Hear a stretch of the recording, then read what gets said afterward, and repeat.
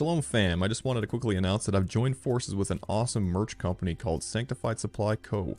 They're a whole Bible-believing company with a mission of spreading their conversation-starting products all across the plane of God's green earth. As you can see, I'm wearing a "We Must Hang on His Words" tee. All of their apparel is personally screen printed in their mom and pop shop in the good old US of A. So if you'd like to support my ministry and their company, head on over to sanctifiedsupplyco.com and toss one of these t-shirts into your cart. Type in Ken10 at checkout and save 10% on your entire order. Check the link in this video's description for quick access.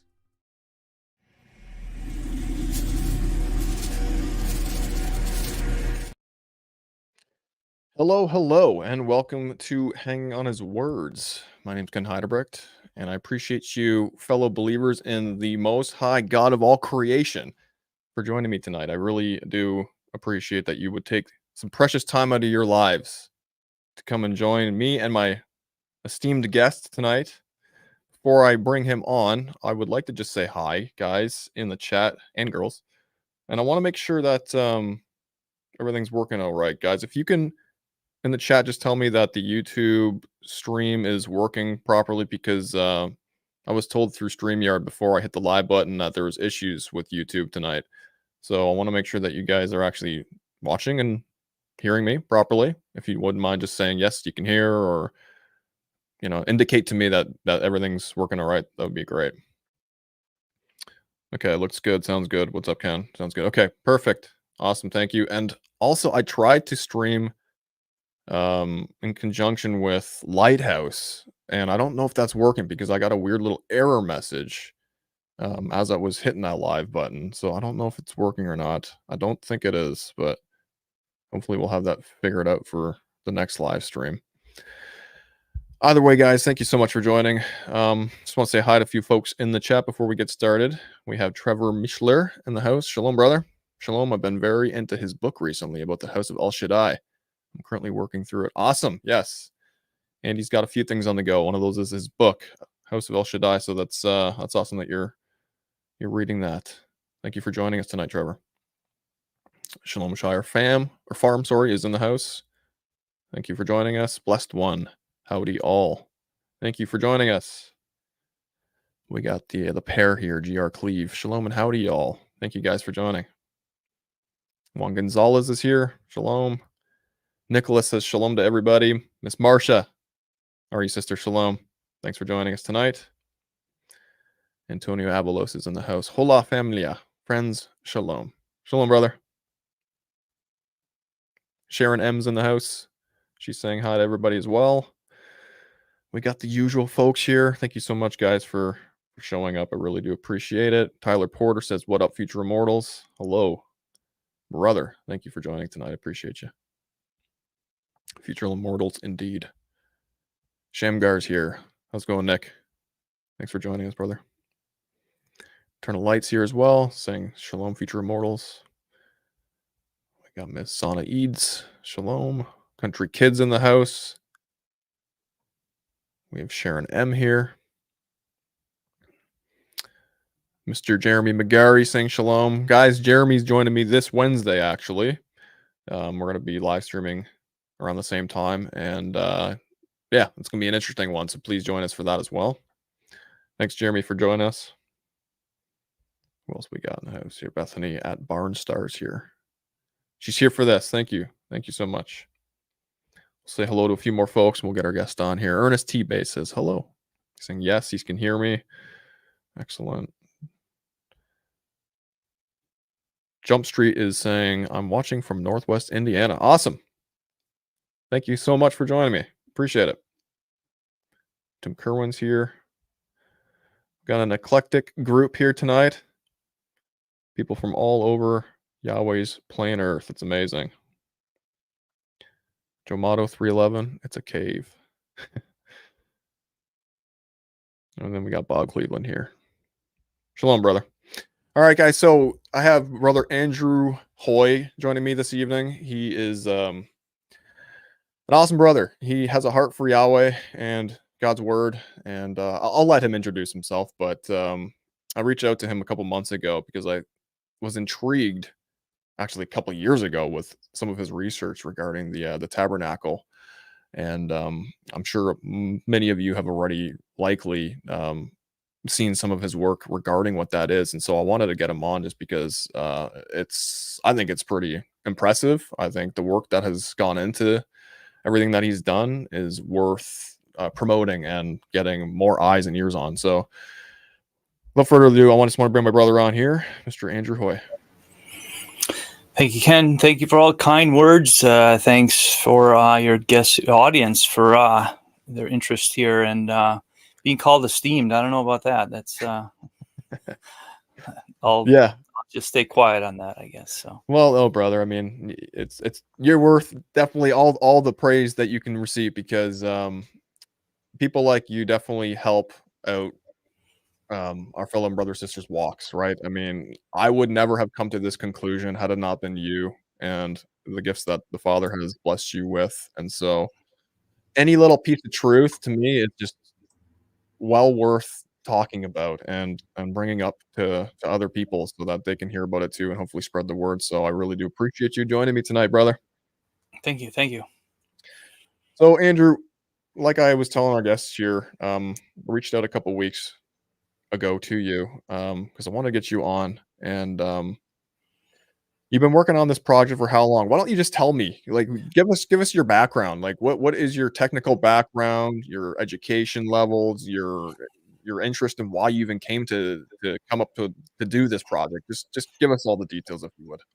So I am a mechanical engineer. I went to Milwaukee School of Engineering, where my dad was a professor, and so it kind of made a no-brainer as far as where I went to school. But after that, I kind of started going into different energy-related fields mostly, and also took some extra courses for engineering design stuff. So, but with being mechanical, we're kind of jack of all trades and sometimes a master of jack. You figure that one out. Yeah. But this is where I picked up an interest in Hebrew back in like 2008. I had just moved. I was trying to do some church hunting.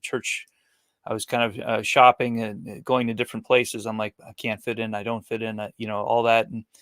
And so eventually I ended up upon a home fellowship and working learning from this guy named Aaron. They were doing all their liturgy in Hebrew. I'm like, well, this is weird. But I'm like, it's no more weird than any other thing I've seen at church. So I'm going to give it a pass. Yeah. And Aaron was really intriguing. I'm sure he still is. And Aaron just kind of looks at me and he says, we should learn Hebrew. I'm like, yeah, sure. It sounds fun. And so that kind of started me on Hebrew self-study. And he moved away like a week or two.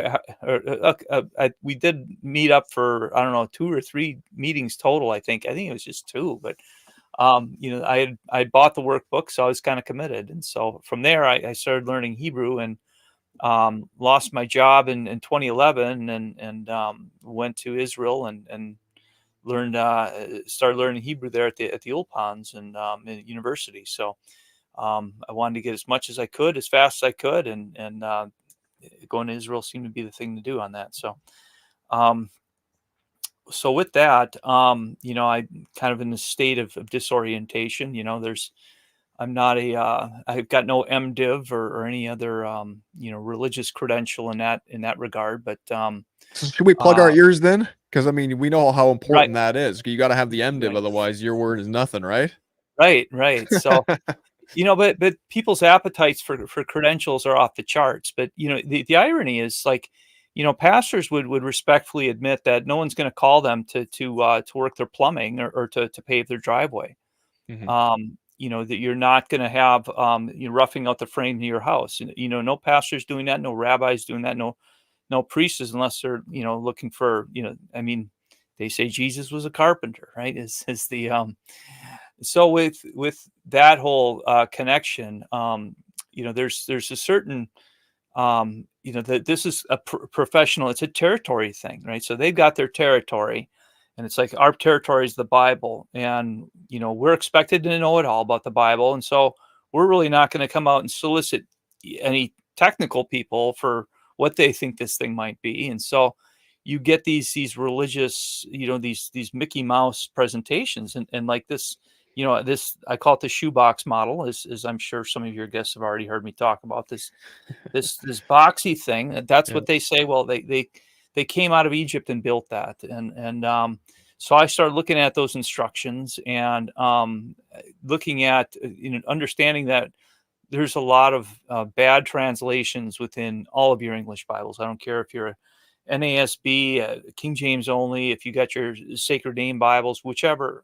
There are a lot of translation problems and things you do not see that you see in original texts. And so, Sure.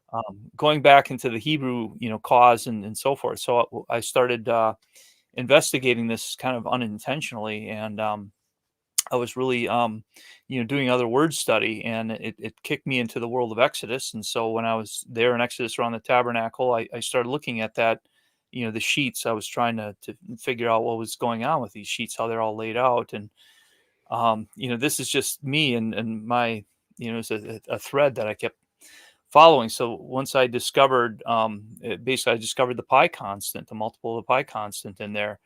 And I'm like, "Oh my," I'm like, "I bet you this sucker is round," And so Yeah. I just kept pulling on the thread, and it's a gift that kept on giving. It builds itself if you know what, once you're willing to surrender a few, translational mishaps, boom, it all comes together. So, and the problem is we have a few predominant translation glitches that people commit to, and then they have paradigms and expectations. And the very first time I presented this at a Sukkot in 2015, there's someone who's just raised their hand. They asked me point blank, it's like, well, how is it that, all the rabbis and pastors have missed this? And who are you?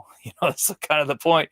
Like, yeah, point well taken. Who am I? Because this is such a bizarre claim to make this. It's like, it's not square, it's round, and it's like, people think I'm out of my mind, and they can think that, but once we go toe to toe, and nobody wants to go to toe to toe on this for the most part in debates, because I don't know, I've really never encountered one, because I've never met anyone who's uh, I guess grounded enough in the subject matter to want to challenge me. There's so the absence of experts in this subject matter would just blow your mind. I searched Israel high and low. I went to Israel like 2016. I went to every bookstore I could to find all the books that I could on the tabernacle, and I only got two or three. And out of bookstores that are like 10,000 books, 40,000 books, whatever.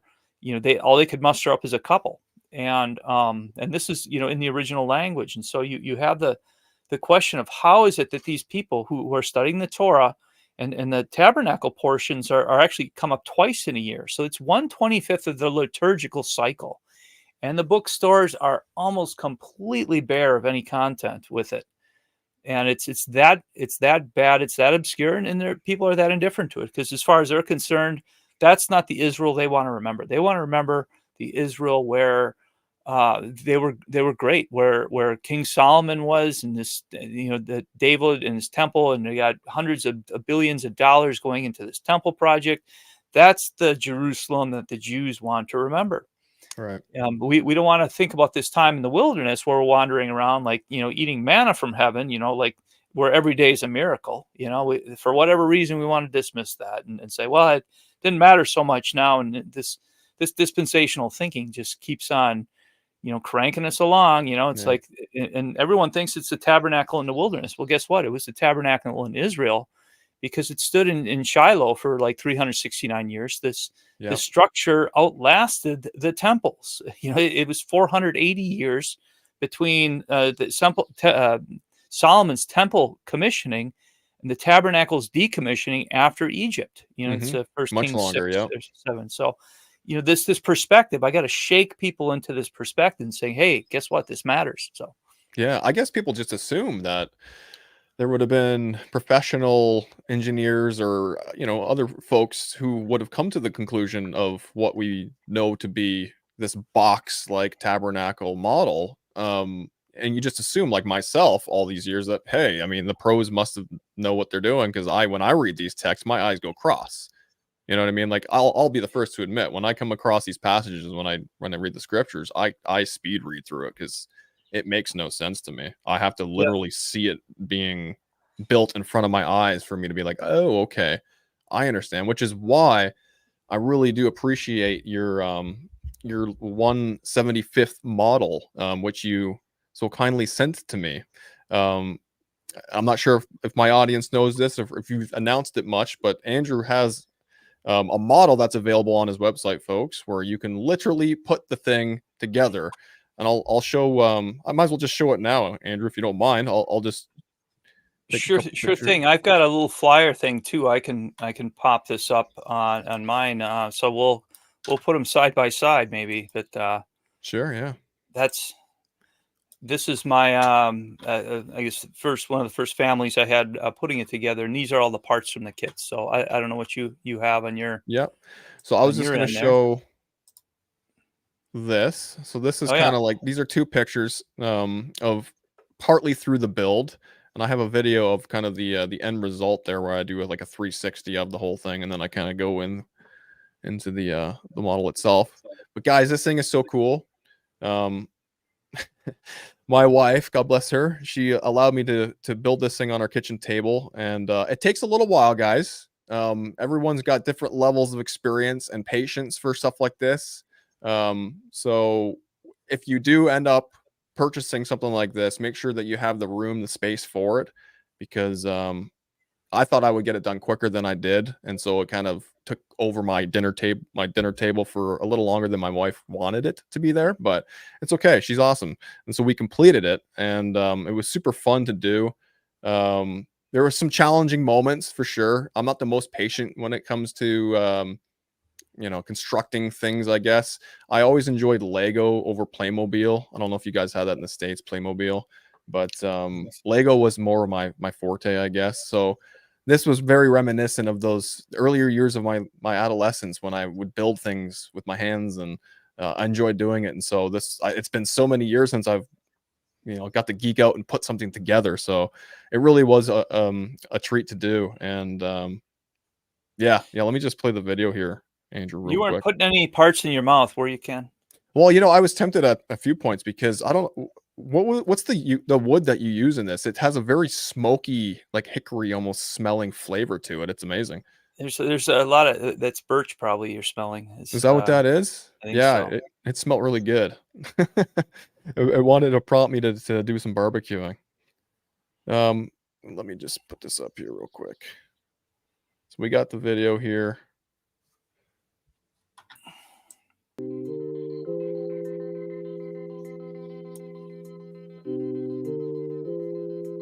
So this is the end result here, guys. How beautiful is that? Like that's stunning to me. The materials are incredible, like they're durable.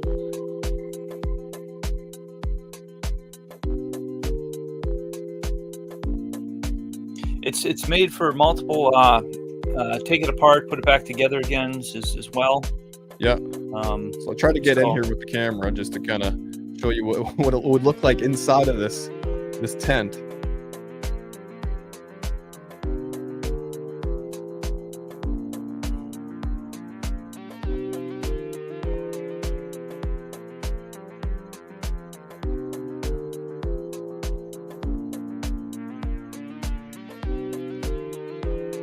I got my camera stuck in here, so I tried to like swiftly, without shaking it too much, get it out. So where are we at here, Andy? Well, we are just outside of what I refer to as the entrance screen. The entrance screen is it's one of the harder things for me to interpret as far as understanding the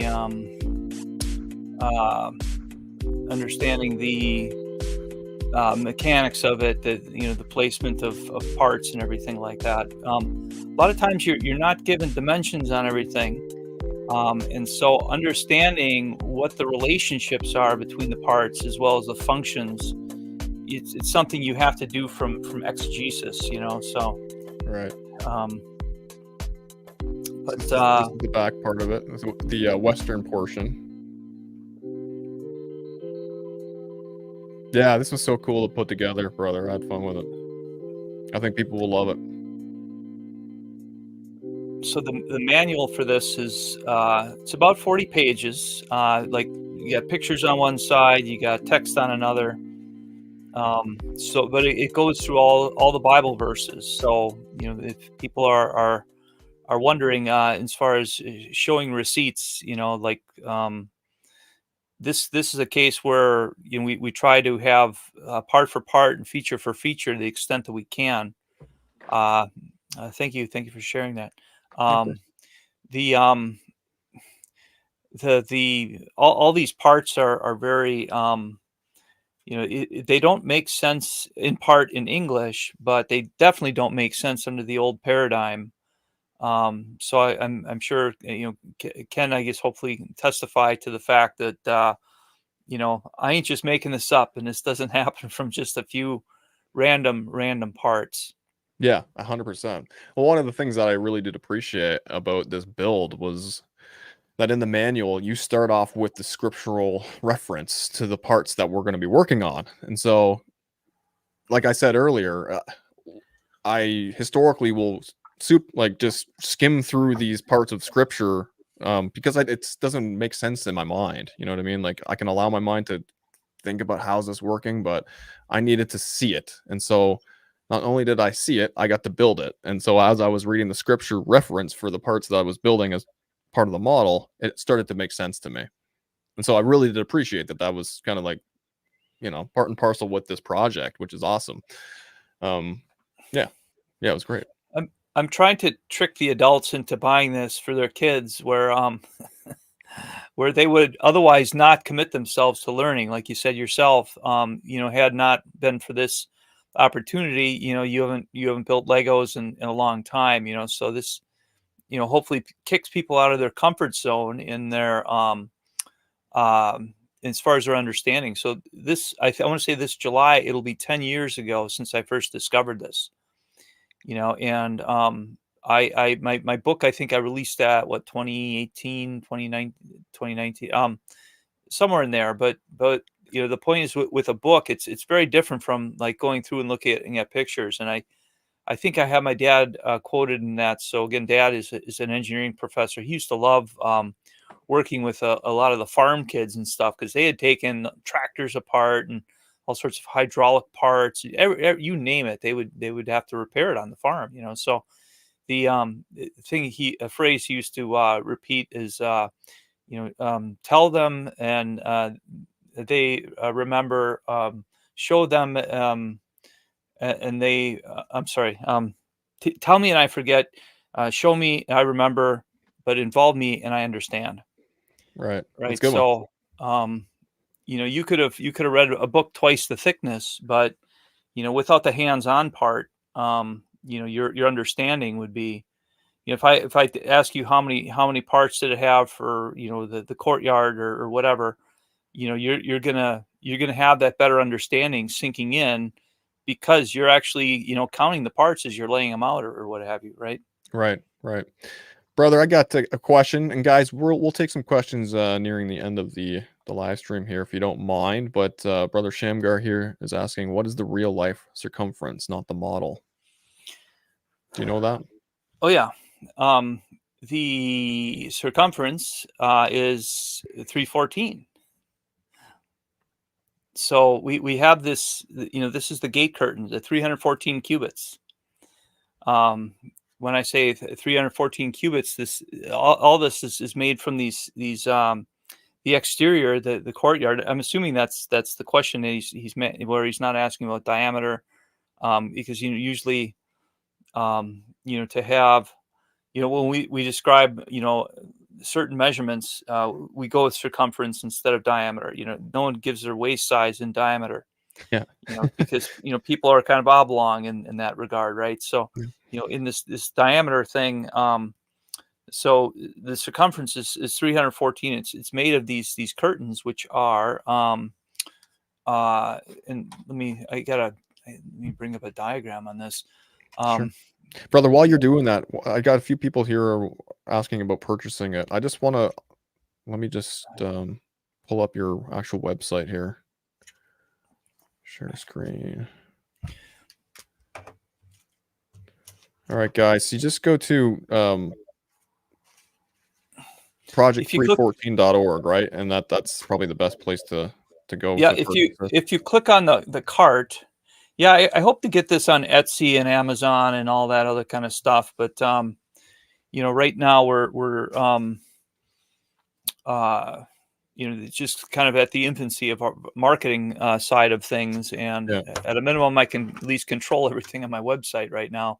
Exactly. Yeah, and Lighthouse, hopefully eventually, Andrew, because there's going to be a lot of people who are interested in this realm of study, who are going to be on Yep. Lighthouse. So Lighthouse will do well for you too. You can create your own marketplace and put it all up there as well. But guys, I just clicked the cart here over at project314.org, and you just scroll down. You can see all the things that Andrew has for sale on his website here. A lot of really neat things here. You just go down So here. There we go. Yeah, so it's right here. You just right now your screen isn't showing it. It's showing just my homepage. Oh, is it? Yeah. Why is that?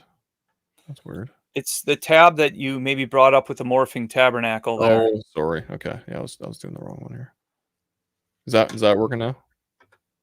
I'm not seeing the screen. You know what? Okay, it won't let me. That's weird. That's really weird. I clicked let me try this again here.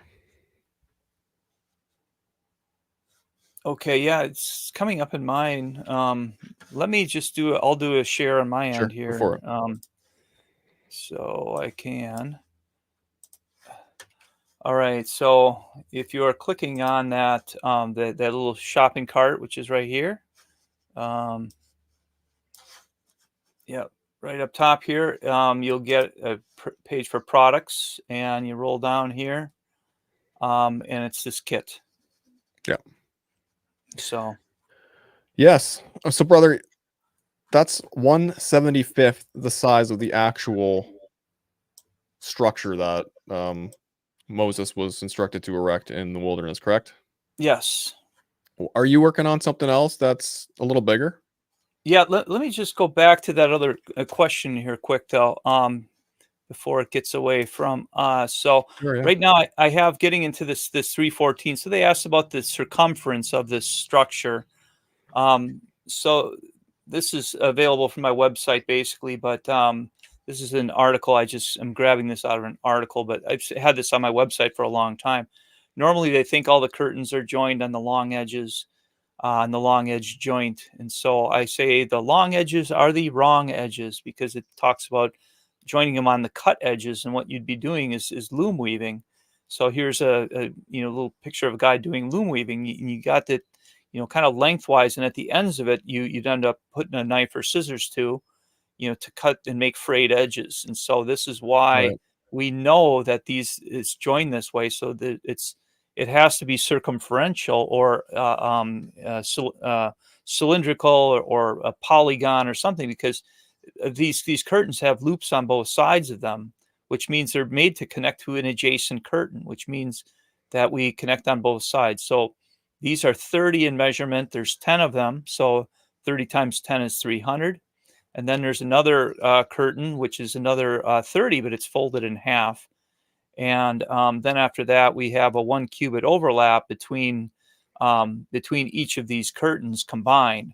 And so this is how we come upon the circumference of 314. So hence the name Project 314. And if you're a math junkie, you understand the relationship between pi, the relationship between a circle's circumference and its diameter, right, is pi. It's 3.14159, da, da, da, da. So here the Bible has had it, represented in the plain text for, thousands of years. And, other people think that the Hebrews thought that pi was 3 times based on a misrepresentation of the King's Bible text about the laver, and that's misrepresented as well. But because there's actually, that's pi to 2 decimal points as well. But this is 314, and it talks about the length, the diameter, the span across the courtyard is 100.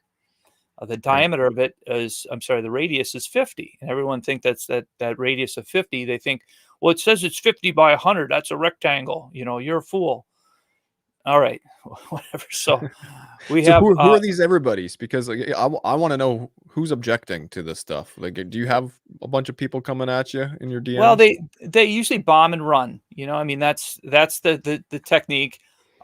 We have a lot of Torah teachers who just, they refuse to look at it, or refuse to consider that something apart from what they've taught could be right.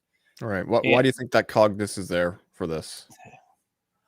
I think it's a painful thing to think back on what all that you put your time and your life and your passion into, and to think you were wrong. I mean, it's emotionally speaking, it is so painful to say, "Oh boy, I've been teaching some of the wrong things for 3 decades."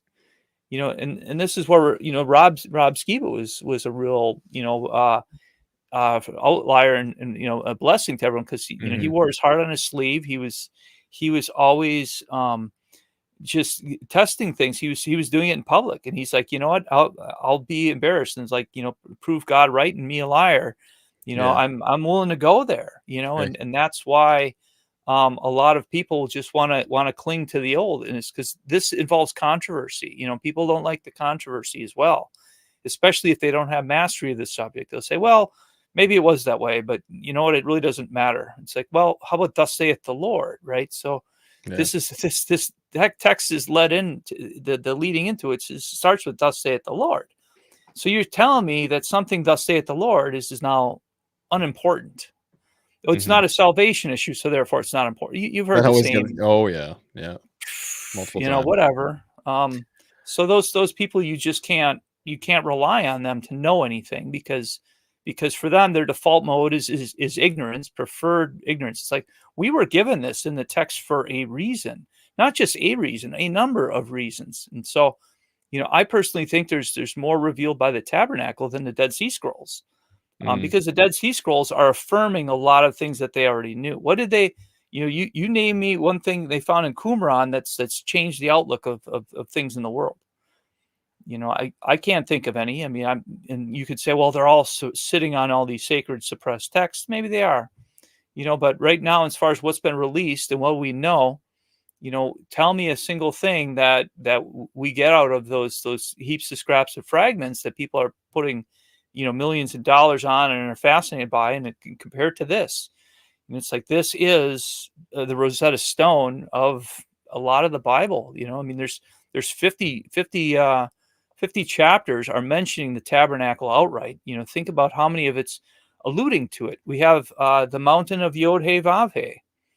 Okay, well, it doesn't make sense when you have a shoebox, but when you have the mountain of HOHW, because it's a mountain, it's a dome.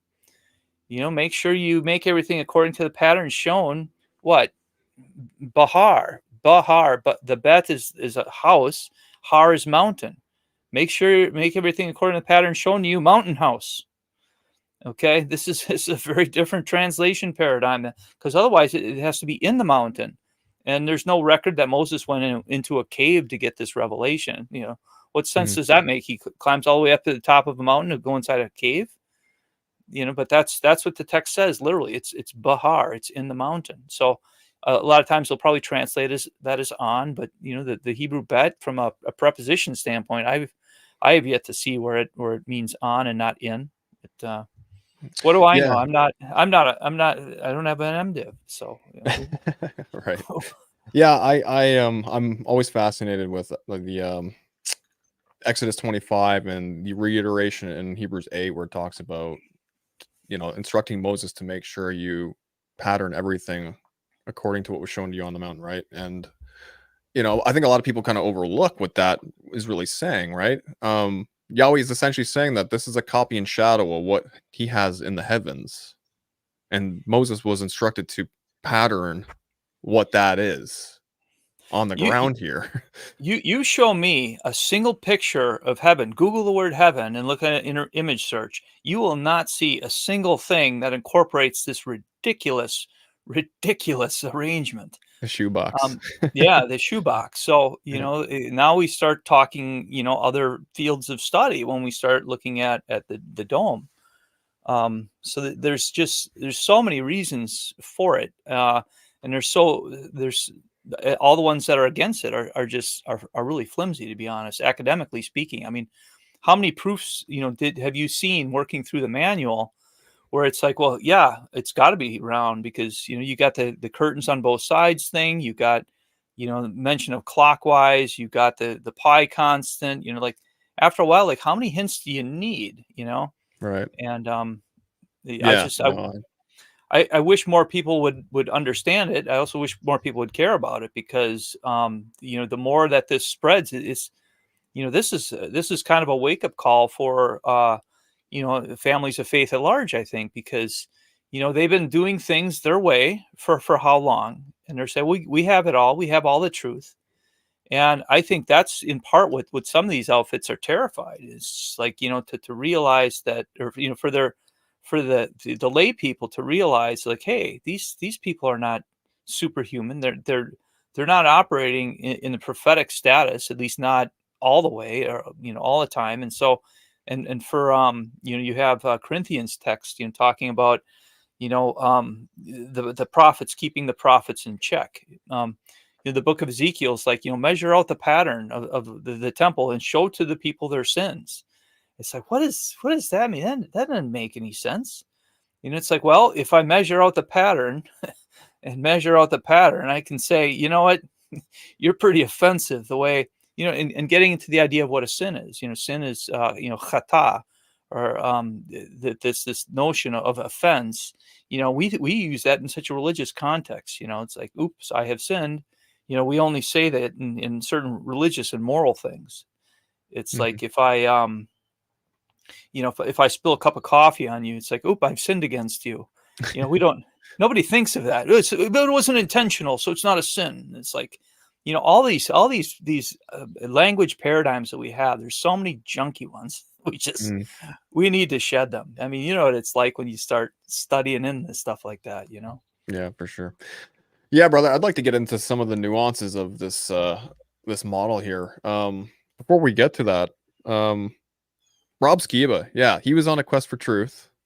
He definitely was, and that's actually where I first saw you talking to him when he had you on. That was the first time that I had seen this, and I was like, wow, this makes a lot of sense because back then I was heavy into trying to understand the scriptures pertaining to biblical cosmology, and so when you came on presenting this, I'm like, wow, this really, you know, lends credence to my then questioning belief about whether or not we live on a heliocentric model spinning globe, idea, and so yeah, that I was really grateful for Rob having you on at that juncture, but yeah, man, do you want to talk about some of the relevance of the actual tabernacle itself, some of the more nuanced features of it, or what you think is super important for people to know about it?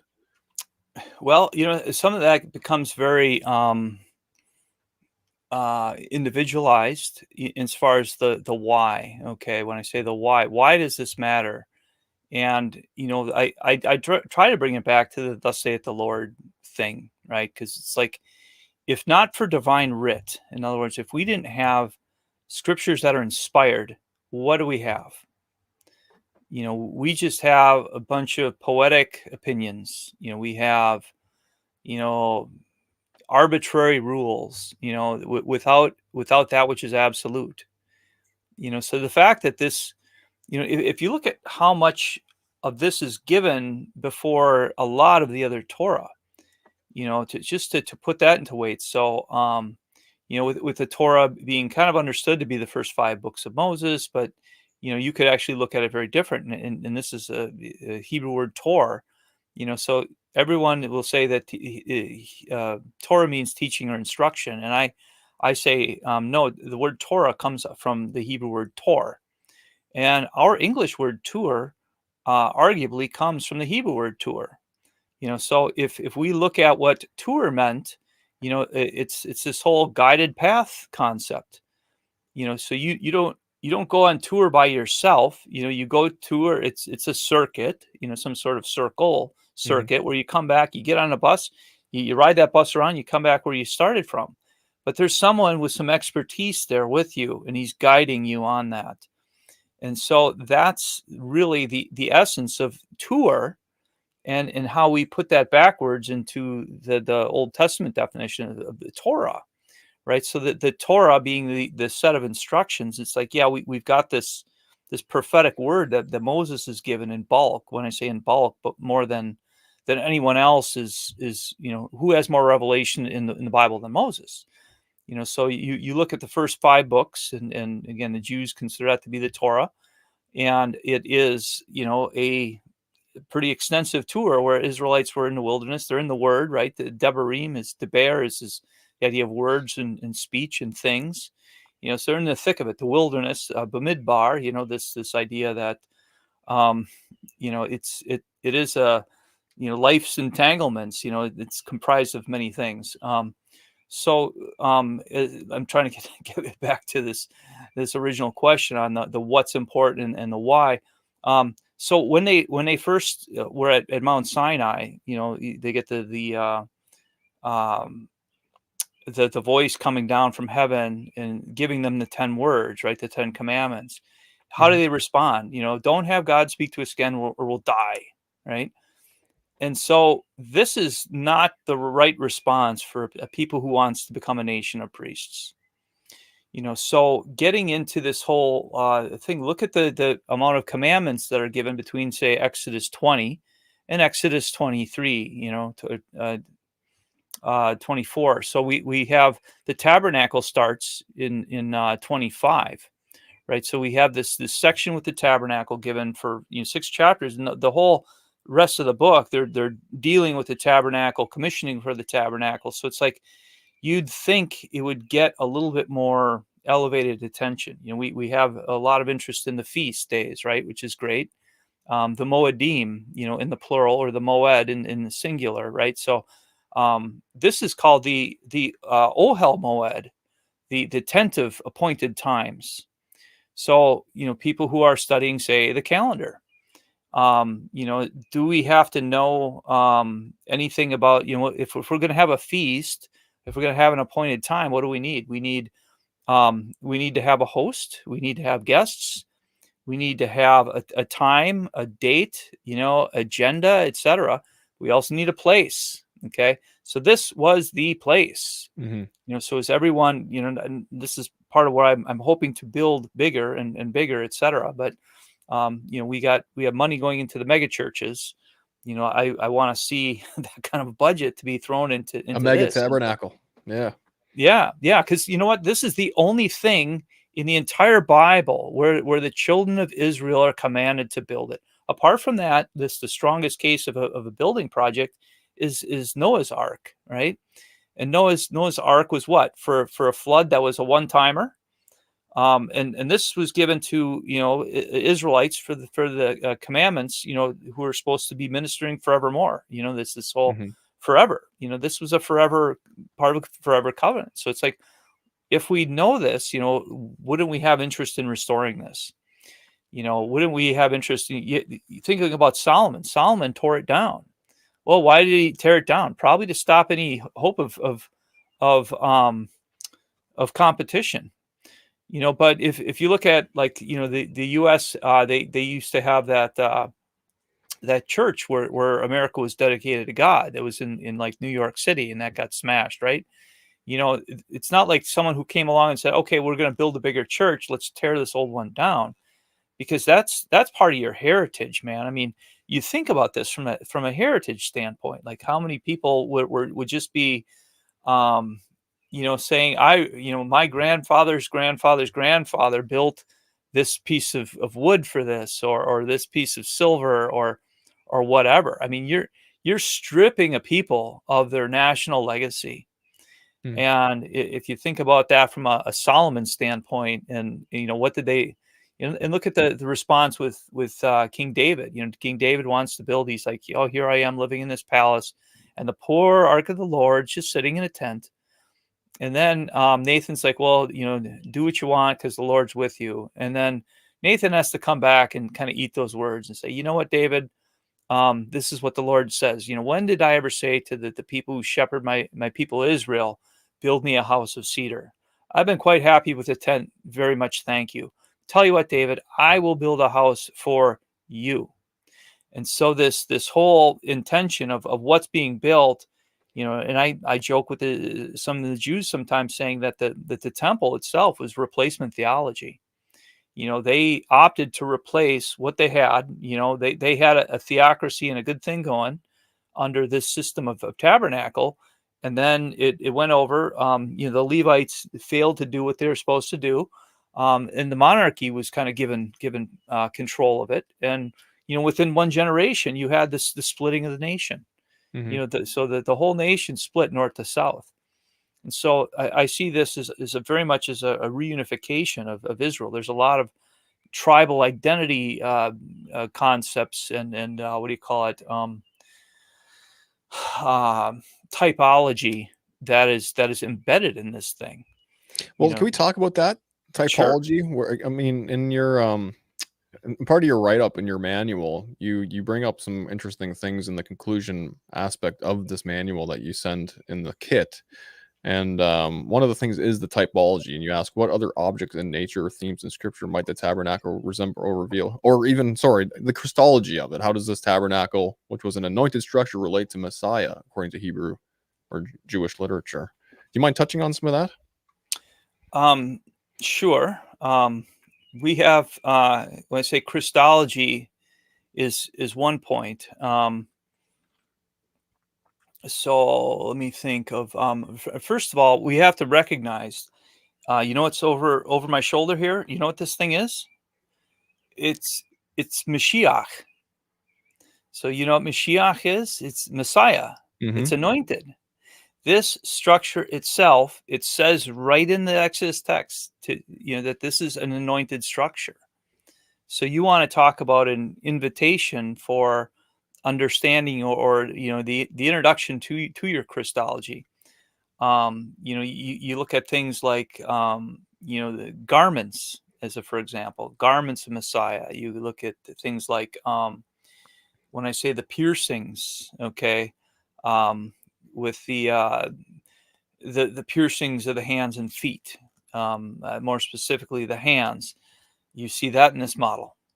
But you don't know what the hands are, unless you're looking at the Hebrew. We have all sorts of anatomical languages, or all sorts of anatomical content, and this is something that I guess going back into my, doing the whole little webinar plug. Let me just throw my Yeah, go for it.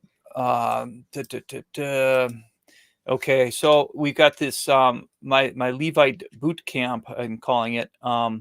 So this is a set of webinar recordings that I have. Actually, let me think here. I think maybe I'm in the middle of doing an update on my website stuff as well. I have too many things I'm trying to do all at the same time. Yeah, But I understand that. Yep. so I've got this. It's a 7-session set, and right now I don't have any live ones scheduled. But as far as my recordings, I'm getting into how anatomy, tabernacle anatomy is.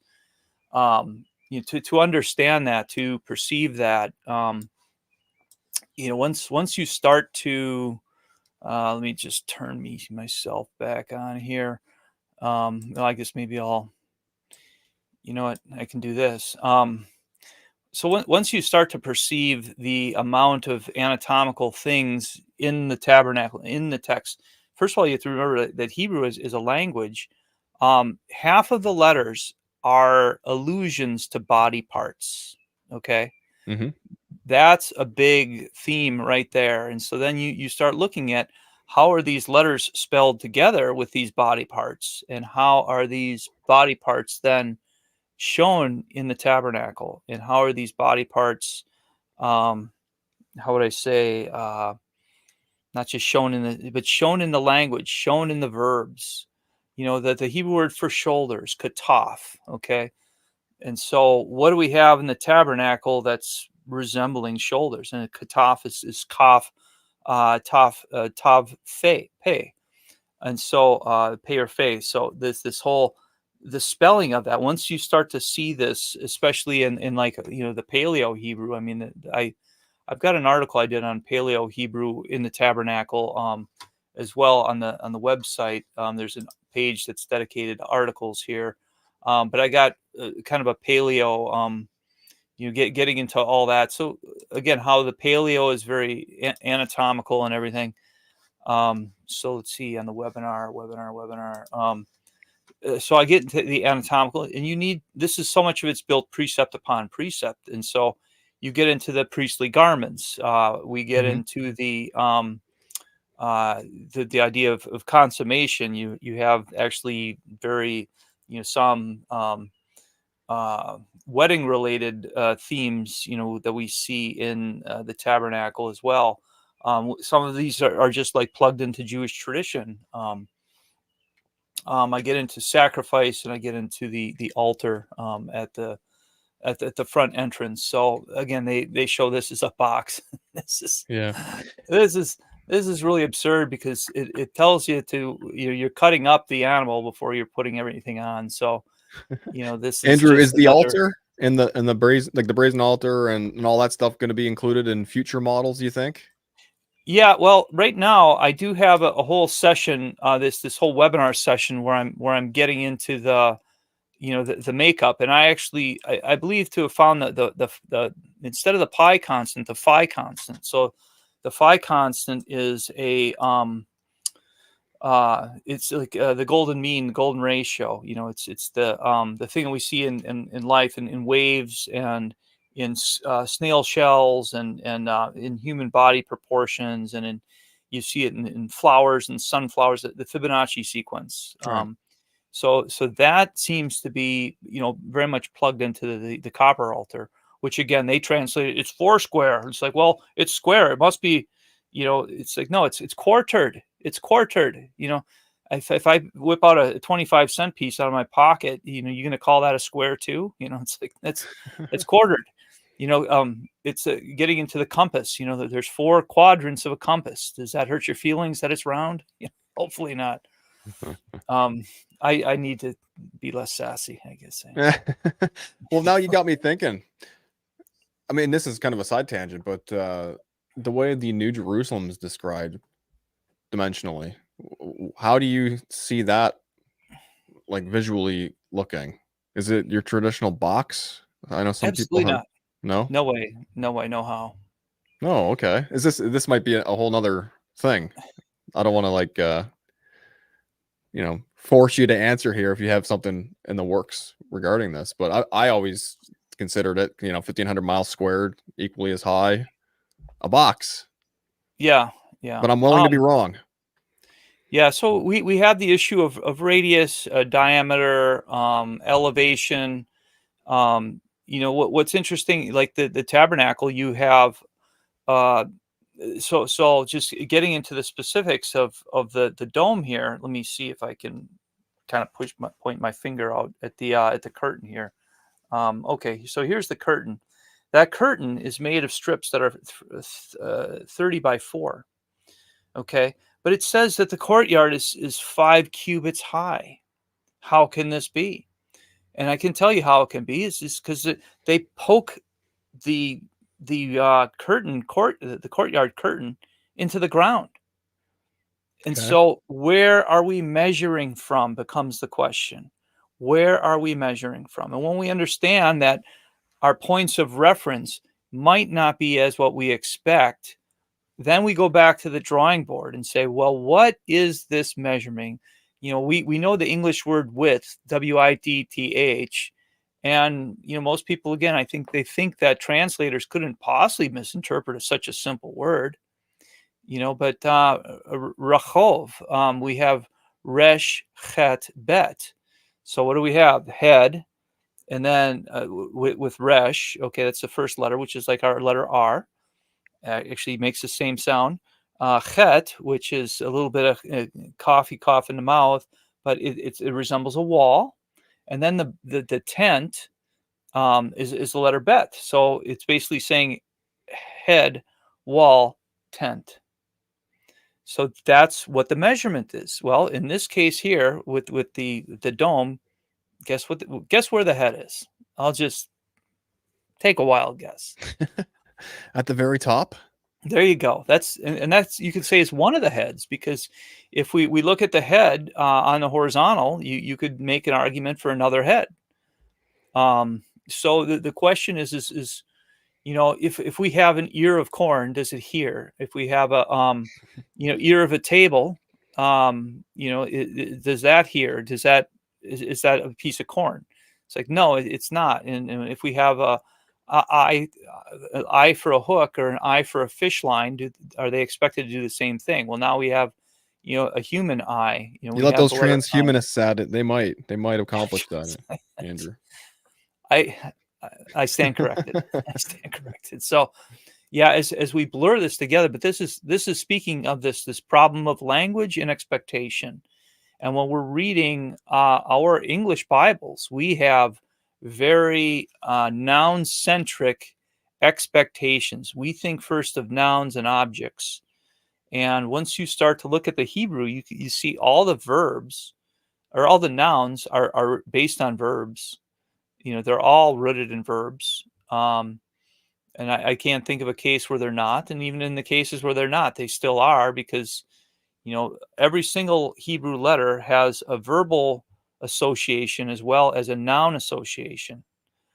You know, so like, what is a chet? A chet is a wall, and a chet is what does a wall do? It blocks things. It partitions things. It's a barrier. You know, so again, we got this marriage between noun and verb to get meaning. Hmm. And this is why the Hebrew language is so rich. I can't look at our letter J and say, look at this J, what this means right here. And this, you know, I can't go into anything of depth. It's like, hey, this is Fred. Well, Fred, what's your name mean? Oh, you know, but you know, what is Ezekiel or you know, Noah? Noah is rest, right? Noach. We have Chazak, Hezekiah, Chazak Yah, strength of Yah. You know, so you start looking at all these things. It's like, it's a little bit like Native Americans, or you know, I guess you'd say Native Canadians too. It's like, yeah, there's running bull and sitting bird. You know, these Mhm. names for them. You know, we think of it as cartoonish, but at least it's not benign.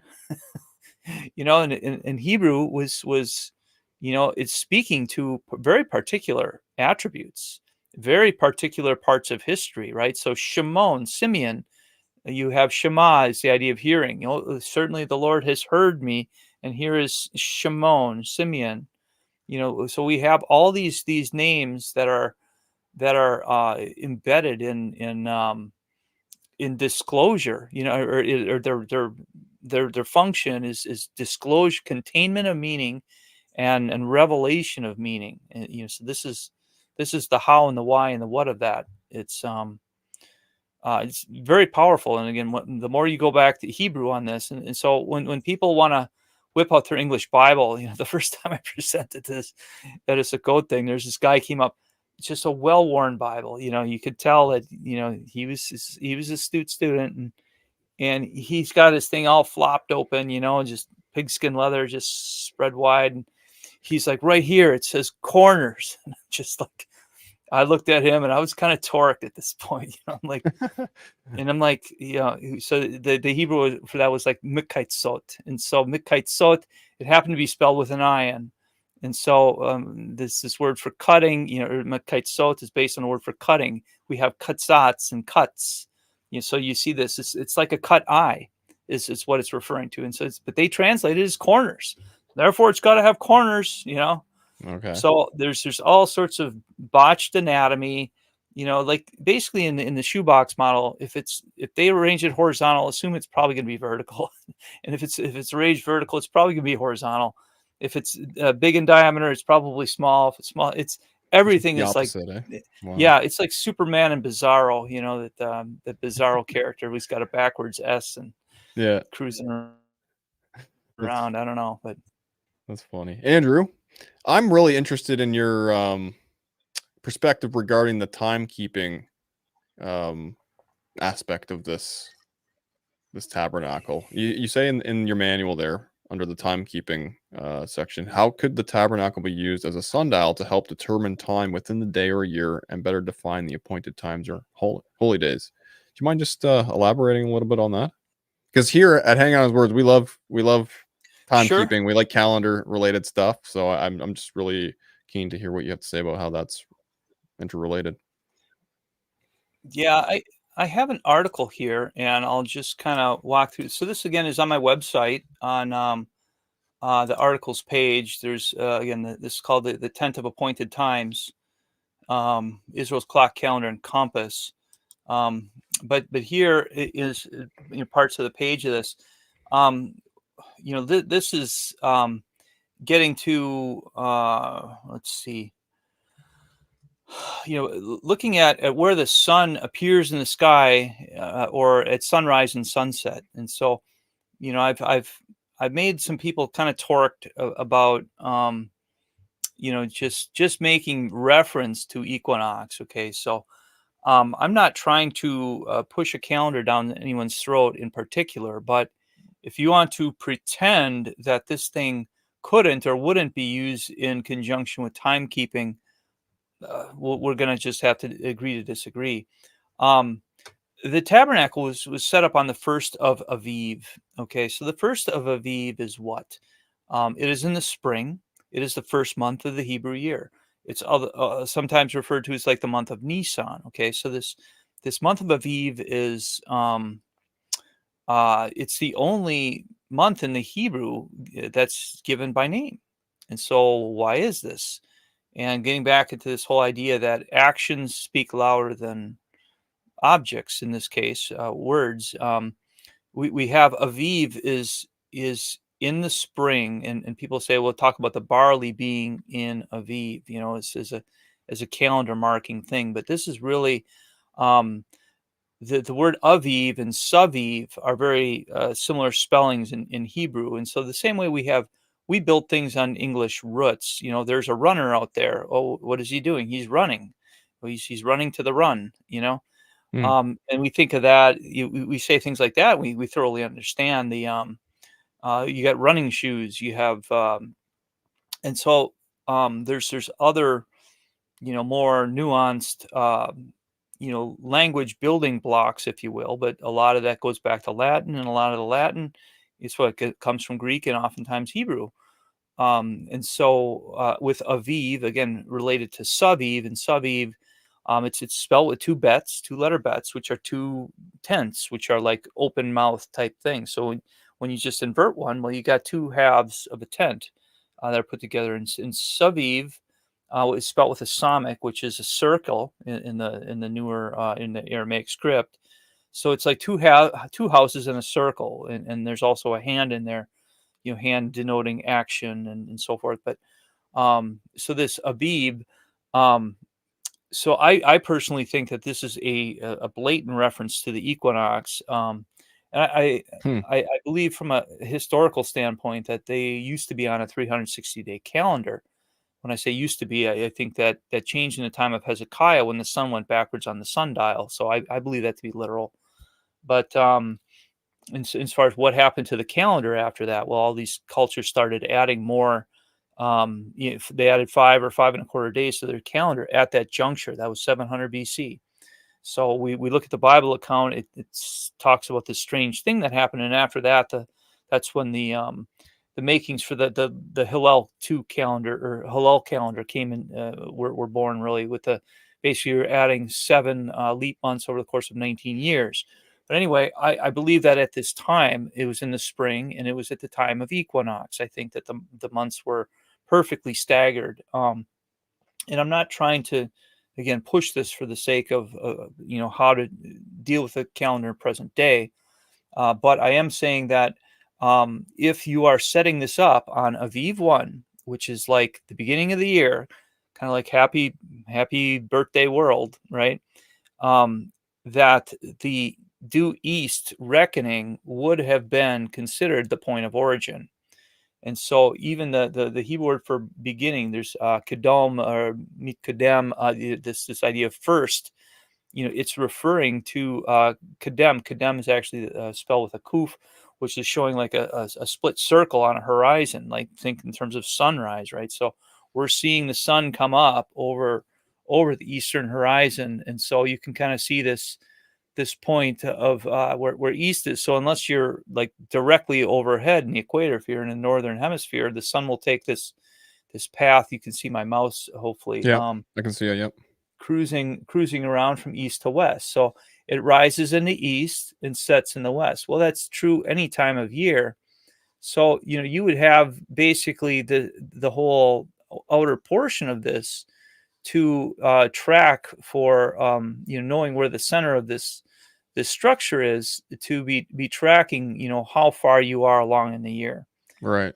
So that's one aspect of calendar on that. So this is showing the arcs or the arches of the sun path overhead.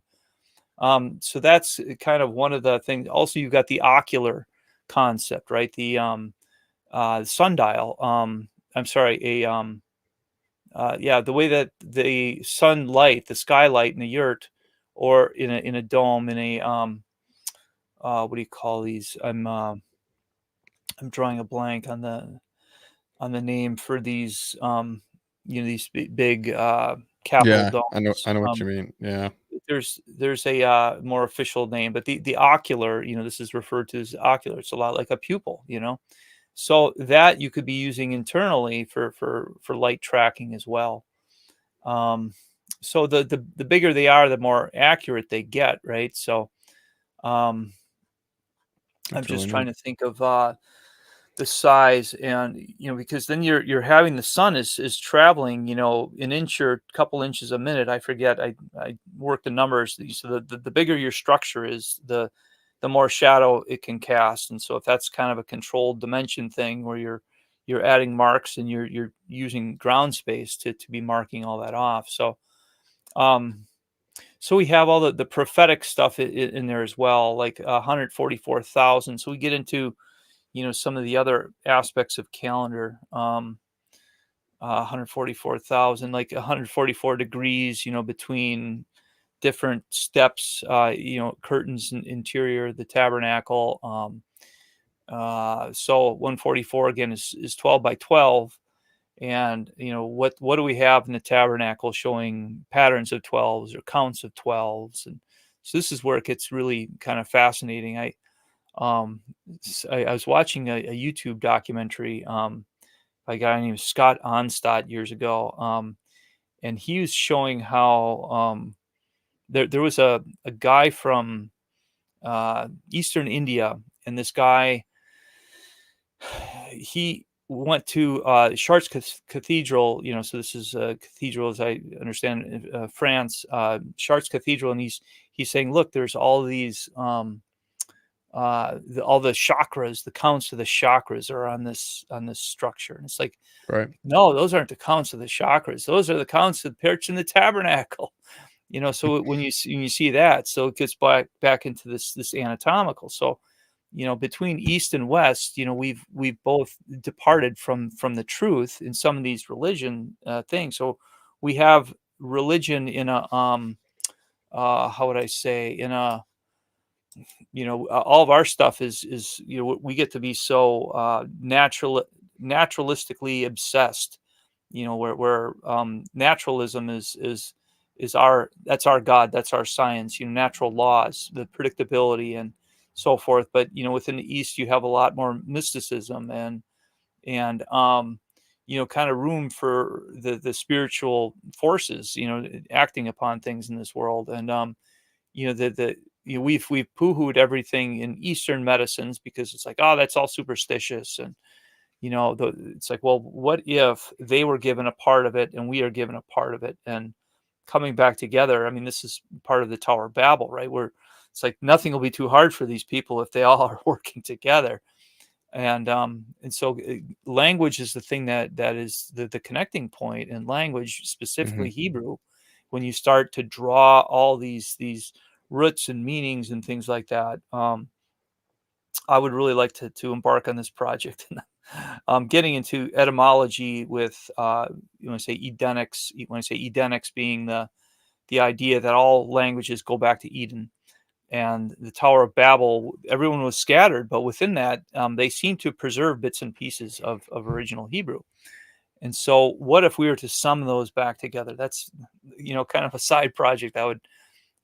There's a guy in Project 314 team where we've been kicking it around a little bit. It's like, how do we do this, or can we do this, and Huh. what would it mean for Bible translation? I mean, it would blow your mind as far as it, and it would even give native Hebrew speaking people more insight to their own language. I'm quite convinced of it, because I've been able to find some words in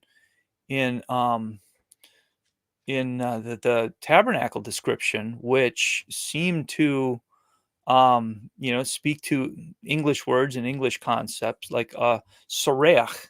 So it sounds a lot like stretch, right? And it's built on the verb for ruach, which is for wind. So it's like a circling wind, So it's something that is being pulled out, or even pinned down, because you have the psalmic is related to attack as well. So so all these bits and pieces, these these revelations are all contained within the Hebrew. But as someone who doesn't understand English, if they have their own expectation of what the Hebrew is for soreach from the Strong's definitions, or which were basically, I think it sounds like most Jews don't find them objectionable, as far as that being an ancient source. And when the language was reborn, 120 years ago, whatever, it wasn't like they were disputing a lot of lots and lots of terms. And it goes back to the thing that Hebrew just has so much more depth than our English does. Mhm. So I'm kind of going on to a number of tangents, but the point is there's a lot of potential. We have the word kapel or kapellet in the tabernacle, talking about the folding over that front wool sheet. Well, what do we have? The animal pelts. What do? We slap this, like wool. This is how wool is kind of formed, is by beating it sometimes to make it all napped up, or whatever. And it's this idea of doubling, and that this Hebrew word kapelta or kapellet, I forget which it was on the vowel points, but you can hear the word couple, and so they don't even translate it as the word couple into our English Bible. They translate it as double. Hmm. So double the curtain over. It's like, well, couple it over. It's like that couple it is. It's like that was the original text. It's like, why can't you just give it back to us?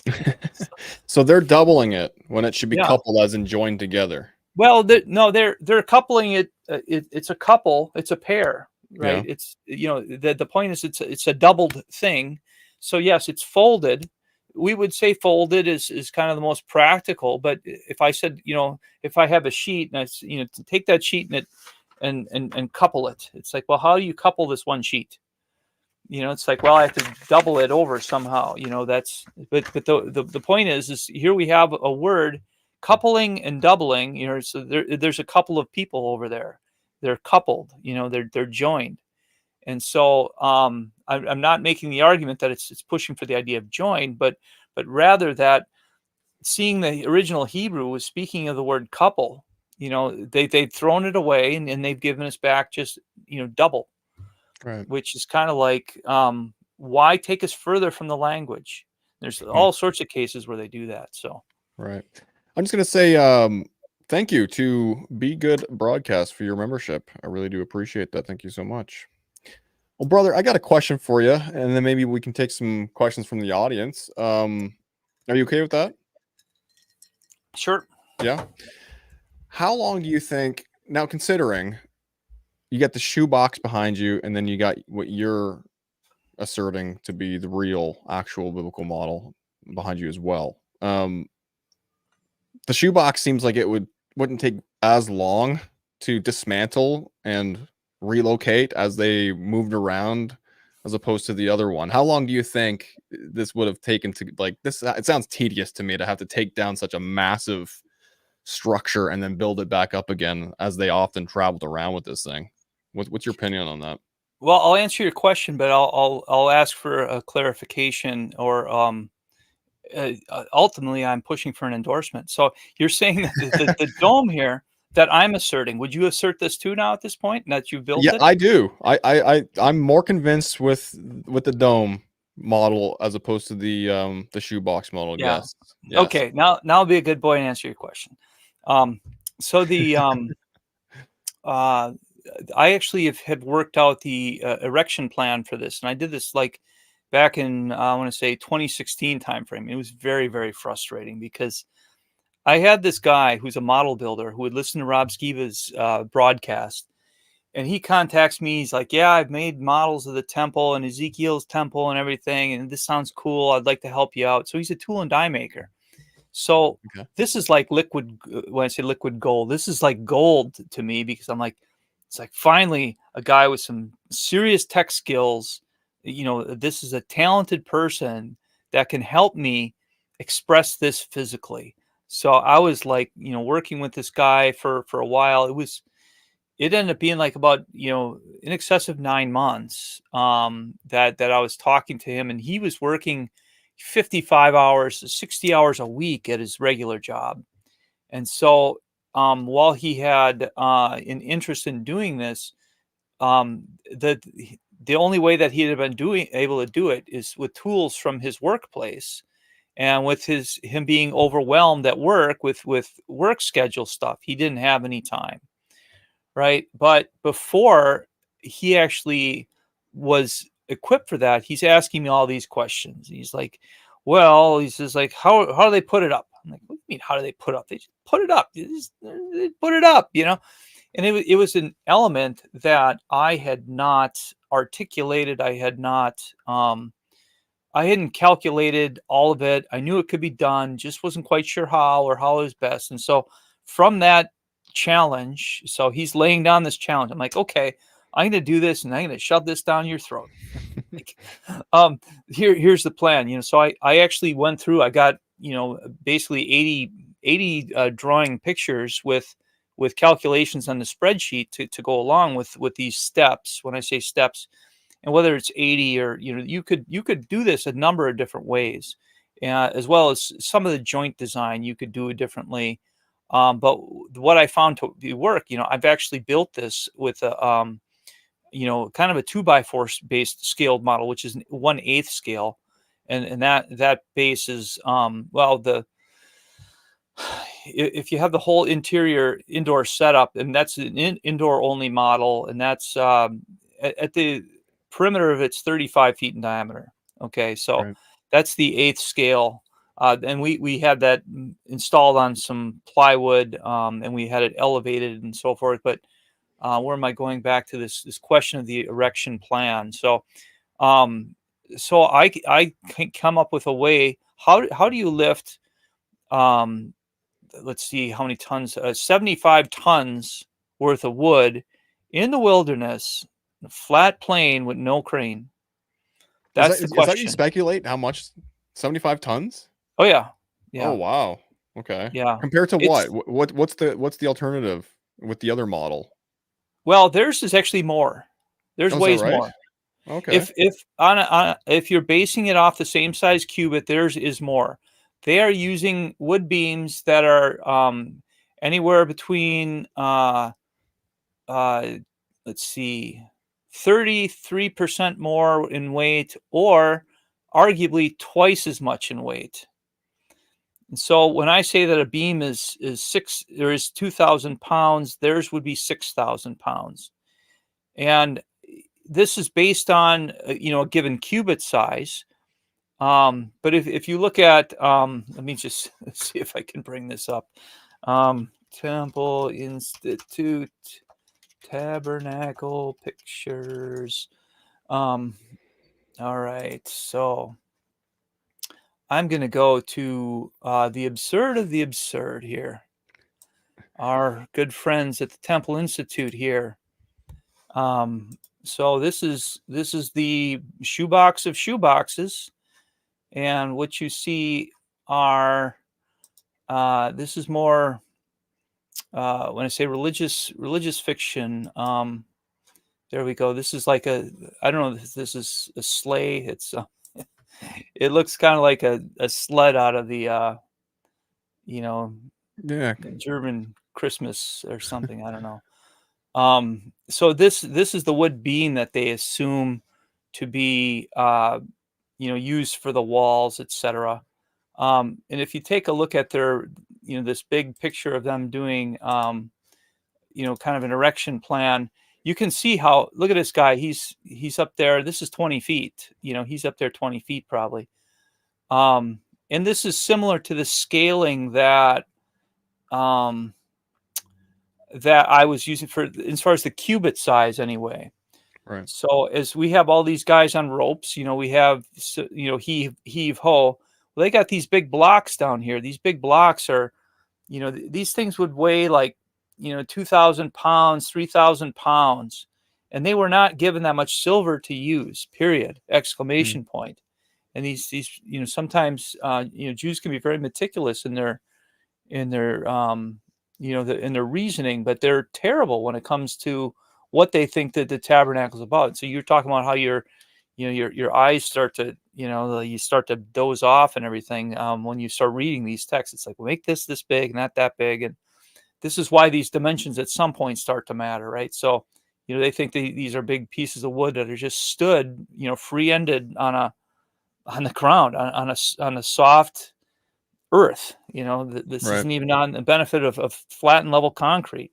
How are these things going to just stand up by themselves? Well, they got all these tow line or these tie down lines and everything like that where you trip over them and all that. But see, this guy, he doesn't approve either. You can see it in his face. Yeah, he's kind of got a not convinced look on his face there. Yeah. But Have you reached out anyway, to anybody at the Temple Institute? well, let's say kind of in a number of years ago, and Yeah. and I shared a little bit, and there was no appointment time to be had to be allocated for me. So, Oh, okay. I see. so where am I? So we were talking about this procedure. So this procedure, realizing that there's a lot of either case, you have a lot of weight. Okay. In either Yep. case, their beams, they start making wider beams. And the reason they make wider beams is because they're assuming two-dimensional dimensions. And so Exodus 26:15, it talks about how these beams are to be 10 cubits by 1 by a half. And so they translate it as they're 10 cubits by 1.5. So Right. this is why I'm saying that if you look at this dome, you say, well, that's a whole lot bigger. You bet it is. It's 17 times the floor space. But if you look at the box thing, they got all the weight because they're trying to make these bulletproof, tank-proof walls made of thick wood. And who builds like that, especially a tent? The point of a tent is what? It's to take as little frame as you can and spread as much fabric as you can. Keep it Mm. light, right? But to your the point of your question, what would it take for a crew? And so I actually did the calculations. How many guys do we need on the ropes? How many guys do we need, heave ho? And they had 20,000 Levite men. Oh, well, no, that wasn't men. 20 or 22,000. I think it was 20,000 males, Levite males. So of that, you could say, at least 10,000 are going to be, full adult, mature working types, between the ones that are between the ages of 20 and 50 or 30 and 50. So pre-serve between 30 and 50, and the Levites did between 20 and 50, because this is some heavy stuff, so when they get older and it's like, my back's giving out, I'm not helping out with this anymore. So that's, those guys are not included in that labor force. So of a group of 10,000 men, okay, you would only need at any given time about 3,000 people to be putting this up. You could get it up and down. You could tear it up in a day. You could set it up in a day. You could tear it down in a day. Okay. I actually have the amount of force. People, like how many pounds they have to pull on that rope or to push on this lever or whatever. I mean, it is viable. I've actually used the same lifting procedure by myself to set up the smaller my 1/8 scale model. And so the real, when I say my with my next ambition, I'm trying to I was kind of wanting to crowdfund this whole build, and I still want to on that. And I'm starting the build, and I've got a shop rented out, but I'm as far as being able to push everything in the media arts world and so forth. I mean, it's a lot. And when I built that eighth scale, I spent about 4 months on the frame.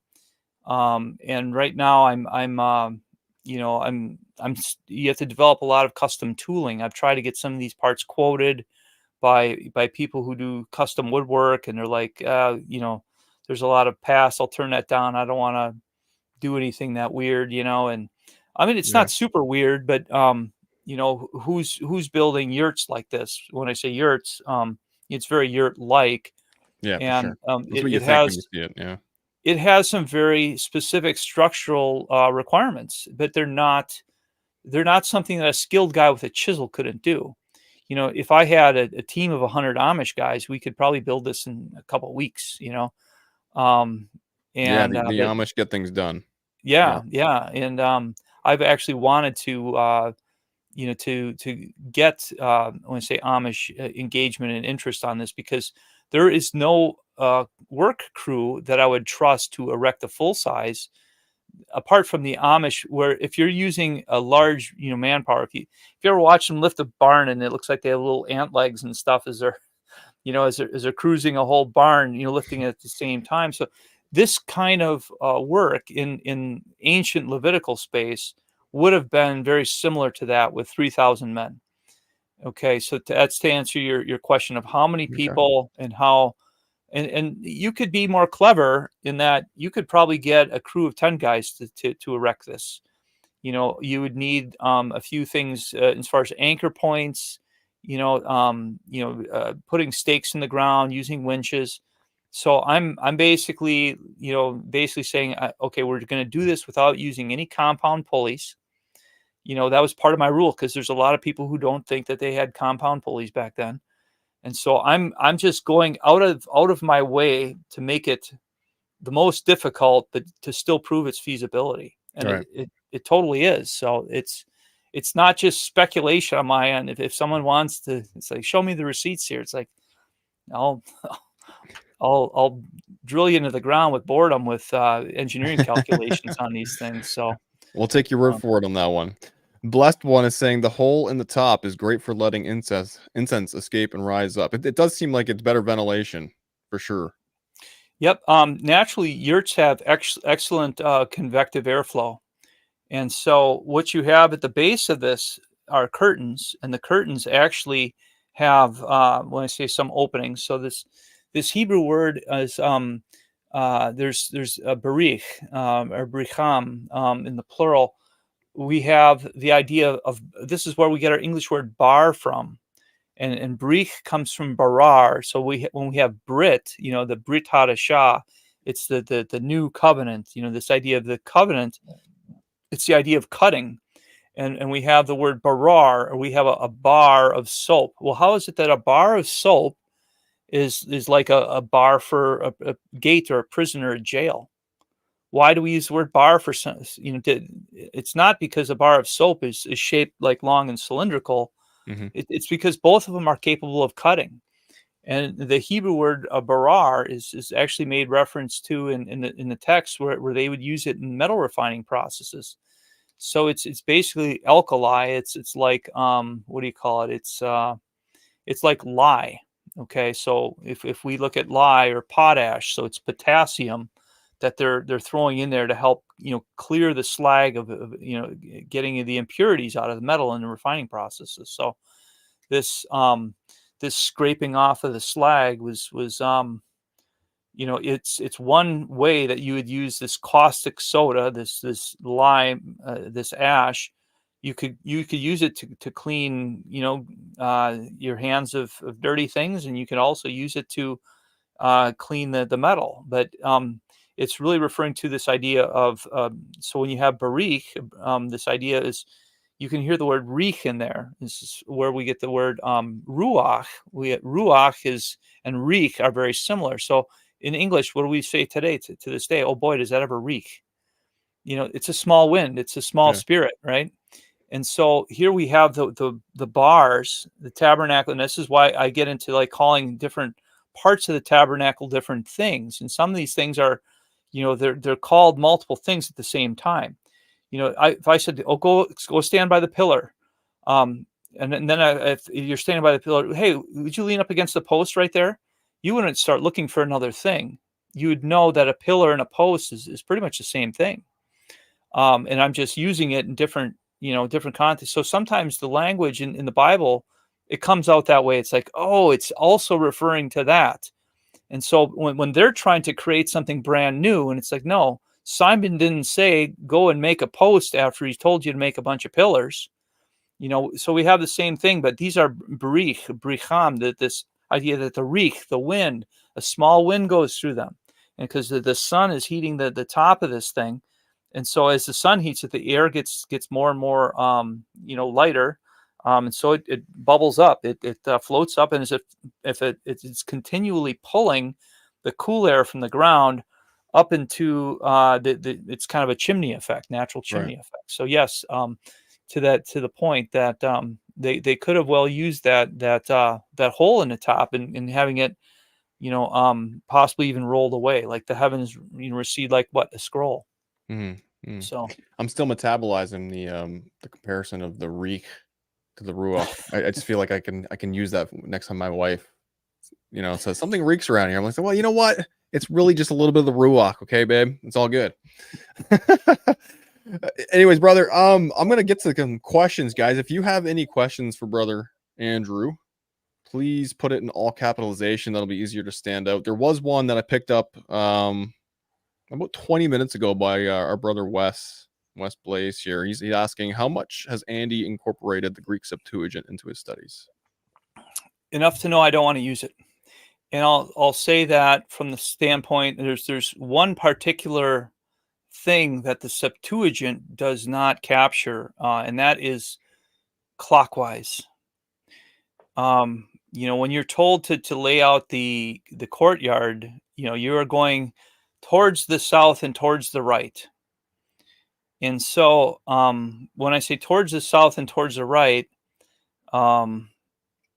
you have two words there. And in the English, they translate it to the south side southward. It's like, well, what does that even mean? To make the curtains to the south side southward. But when you understand it's towards the south and towards the right, now you start to see clockwise emerge out of that, right? Okay, yeah. And so this is a particular detail that the people who are translating the Septuagint, it's clear that they didn't understand this, because otherwise they would have included the word, so that they would have both a word for south and a word for right in there. But they've omitted that. And so I'm kind of joking in that, saying, well, I need to look at it. But I was actually trying to get a guy, Jackson Snyder, to look at it. And he started having some health problems around the time. So I've got some exegesis drawings, and I wanted him to go through this whole Hebrew exegesis that I have with respect to all the different parts and see how it fares in the Septuagint. So I kind of taken upon myself to learn the Greek alphabet, or we should maybe say alpha beta. But my command of Greek is not, I mostly studied Hebrew, and I think from a supremacy side, I actually have come to believe within recent months that the Peshitta is actually the inspired New Testament word. And I think that's proven by Bible codes.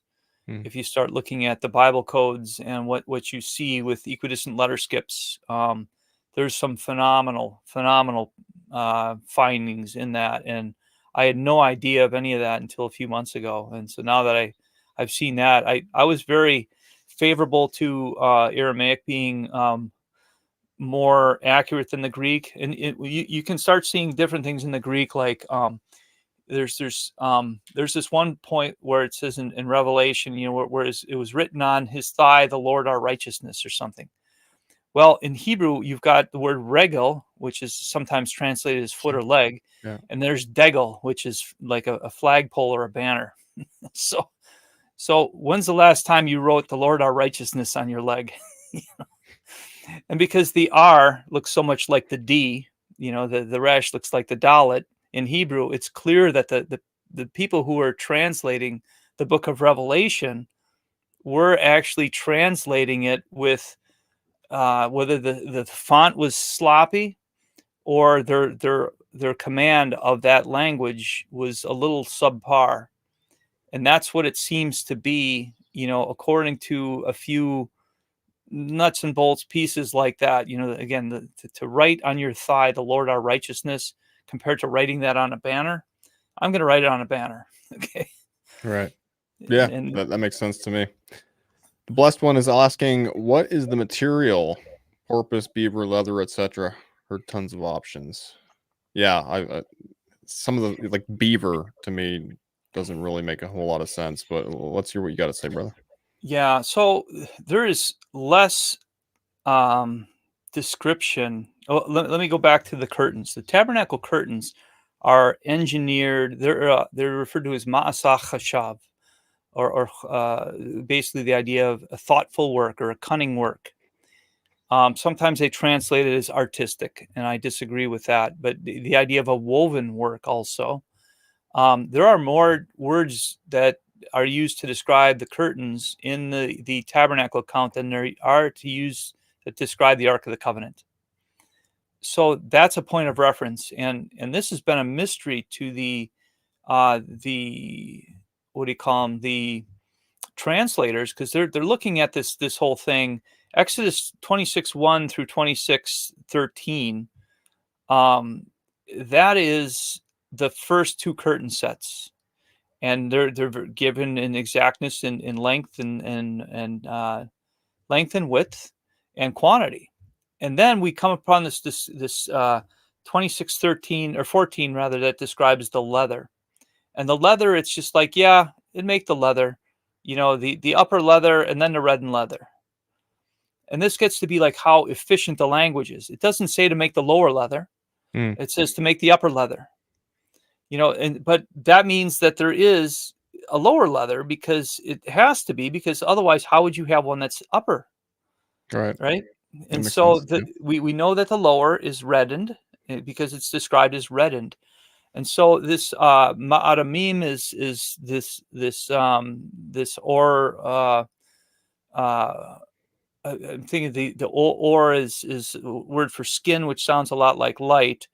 It's spelled with an ayin instead of an aleph, but the aleph, the ayin, this upper leather is tachshim, and the rabbis have argued for years of what it means. So what you'll see is, in these cases, sometimes they're listing it as porpoise skin. Sometimes they're listing it as badgers and badger skin, and there's a Hebrew word eel, which is spelled ayin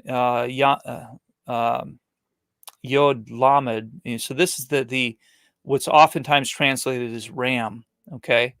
And the word for ram, I think it's it's spelled with an ox, the idea of antlers. So the idea of antlers, an antlered animal, it seems to be very kind of inevitable or almost non-negotiable, because these are kosher animals. There's a lot of people Hmm. who, it's like did they kill Flipper to make the tent? Because it says dolphin and porpoise. But if you think Yeah. about and hides of sea cows, I've seen a translation say that there's these animals. What do?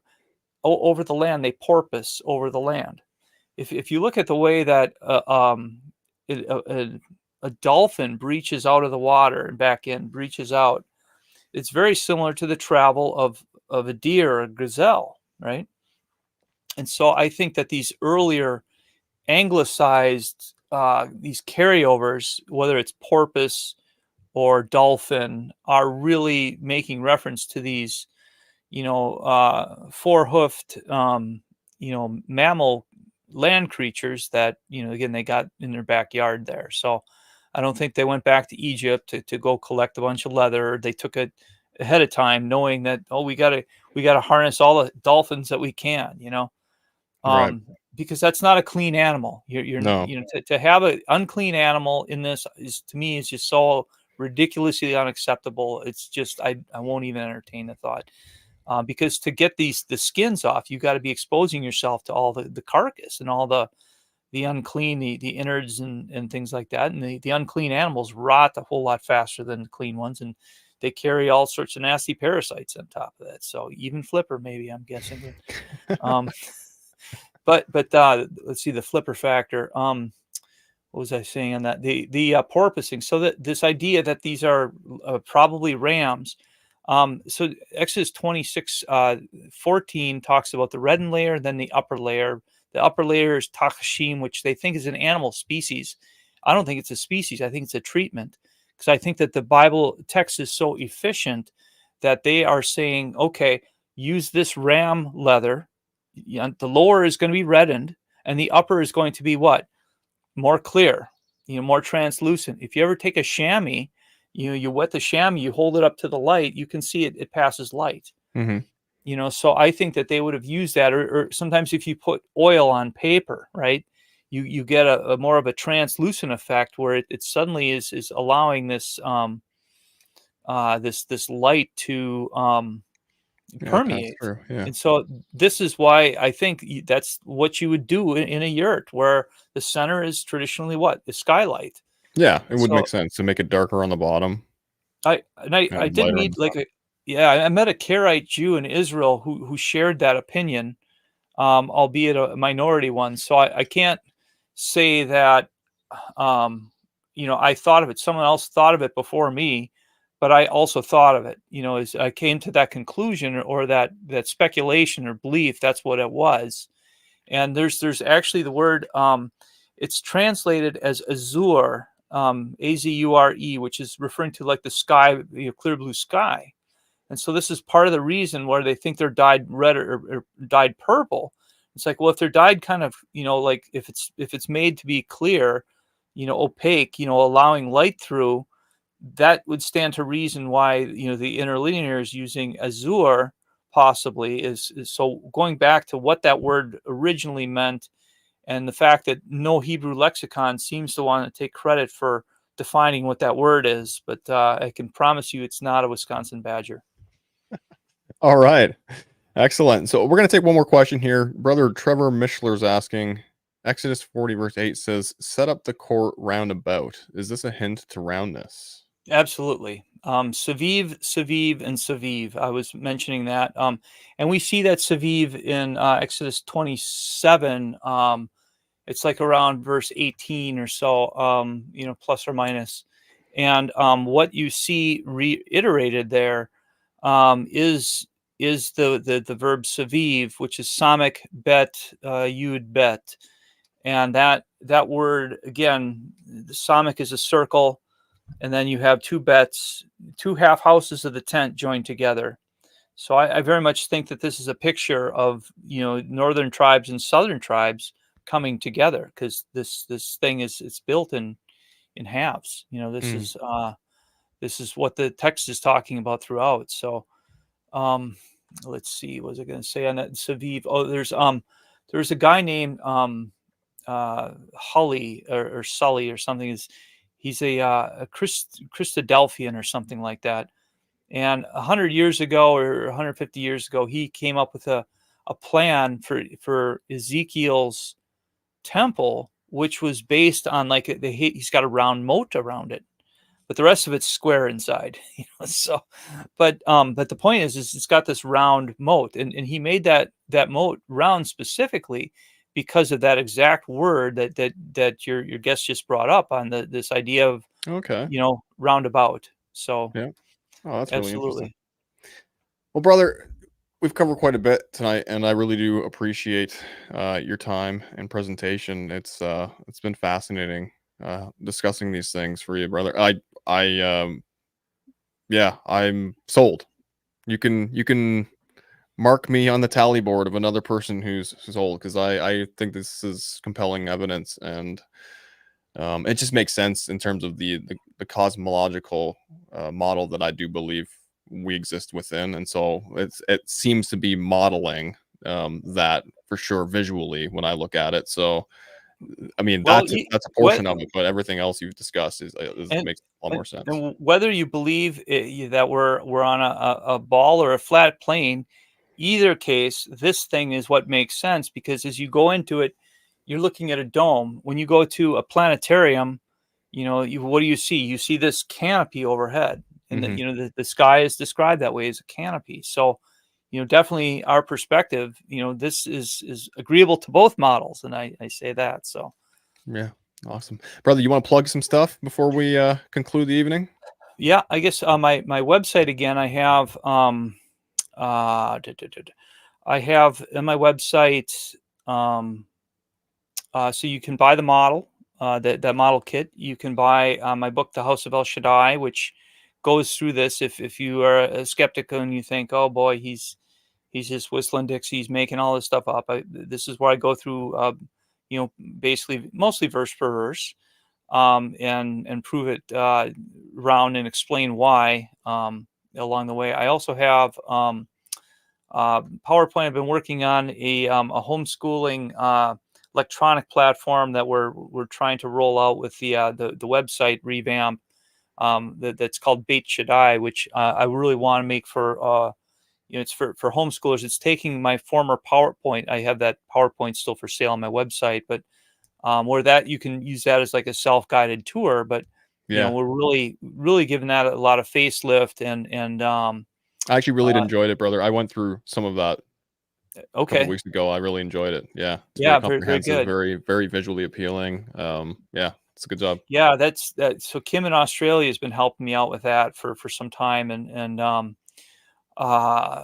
been a little slack because I've been again a bit overloaded with too many different things, and so I hear you. we are getting back to that. We're having weekly team meetings as far as volunteer stuff. So there's a lot of different things that as far as if people want to get involved, they certainly could, but part of it's a matter of what and what capacity. Some of this is just when I say a matter of funding. And that um, that my imagination is very much curtailed by a budget. So this whole the putting your money where your mouth is. The tabernacle is made as what this Solomon does this elaborate prayer, and he says, oh, when your people, when they sin and they repent and they pray towards this place, may they may you forgive them. And the answer Solomon gets back from the Almighty is like, I have heard your prayer and I've accepted this as a place for sacrifices. So when we start to take sacrifice out of religion, we start having a lot of goofy things go on. So, Mm. I would like to have this set up at different feasts, etc. And That would be. that's I was that's gonna say that. That would be so fun. That'd be that's such a it. cool experience to be That's like. a goal, to have Yeah, people walking in and you say, that's that part right there. That's Exodus 20, 26, 4, et cetera, et cetera. I mean, this is where my opinion, this needs to go. That's, yeah. part of the vision for the project. So, Should reach out to um, Ken Ham and see if you can park it next to the Ark Encounter. well, I've That'd be tried awesome. reaching out. I kind of said, "Hi Ken, you're the Answers in Genesis guy." Well, I said, "I'm the Answers in Exodus guy." Nice. But Ken, he's got a lot of, when I say mainstream church sponsors to cater to. He's got his own, interest in creation science. There's two museums in Kentucky. He's got the Ark Encounter, and then he's also got a Genesis museum.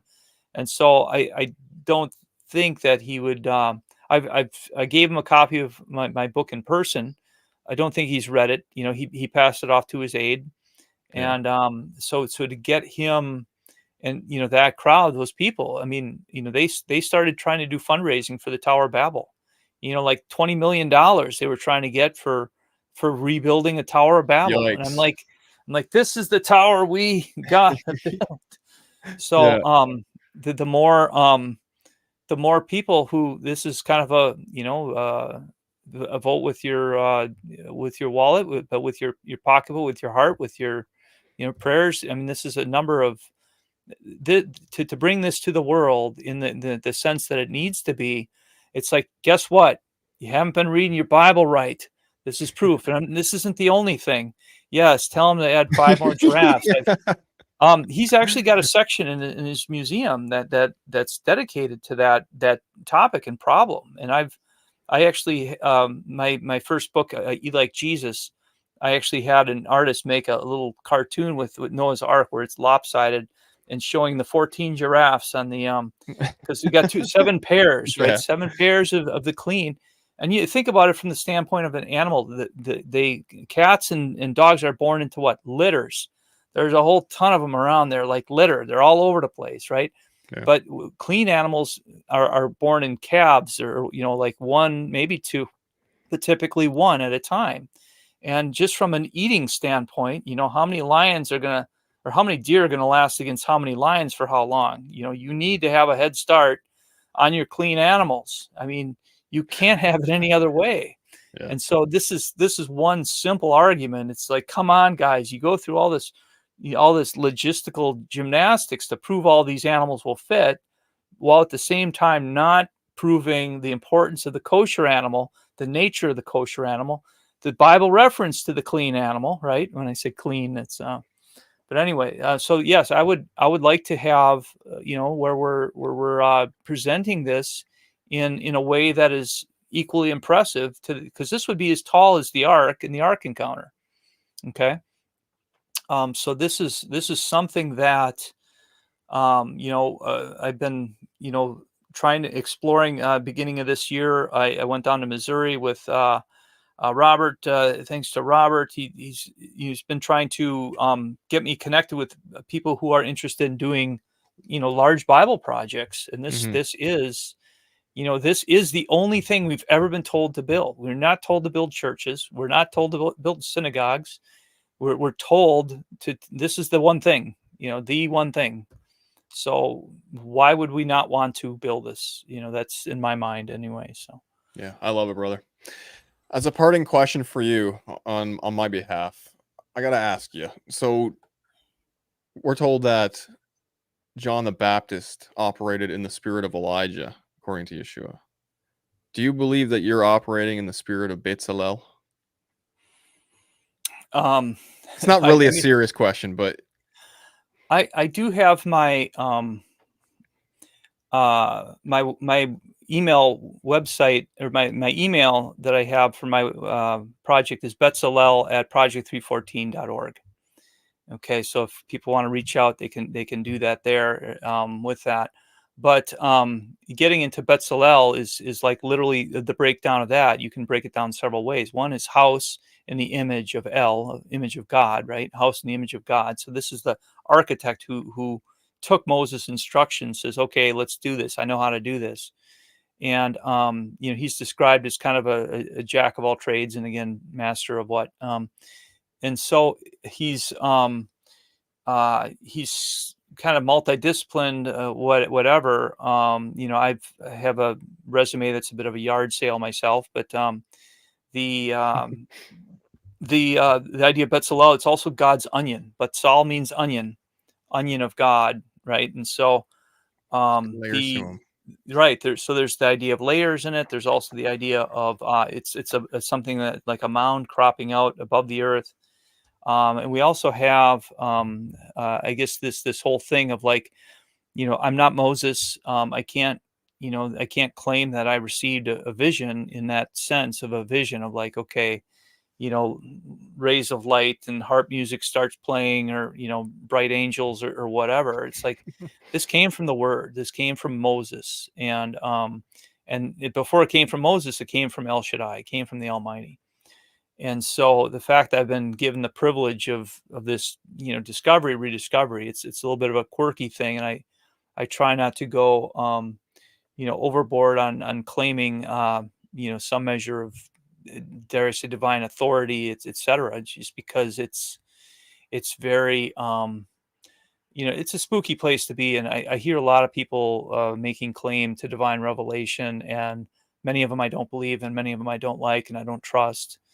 And so I try to stay out of that footprint limelight type of thing, and just try to share what I come to see and understand, and hoping that everyone else will get on the Hebrew bandwagon and tabernacle wagon, because there's a lot here in it. So Yeah. Baruch Hashem, as the Jews say, man, praise be the name is so he's the fact that he's revealed it to me by breadcrumbing me through all this stuff, or sweaters, whatever. However, I'll take what I can get here, I guess is my point. So that's amazing.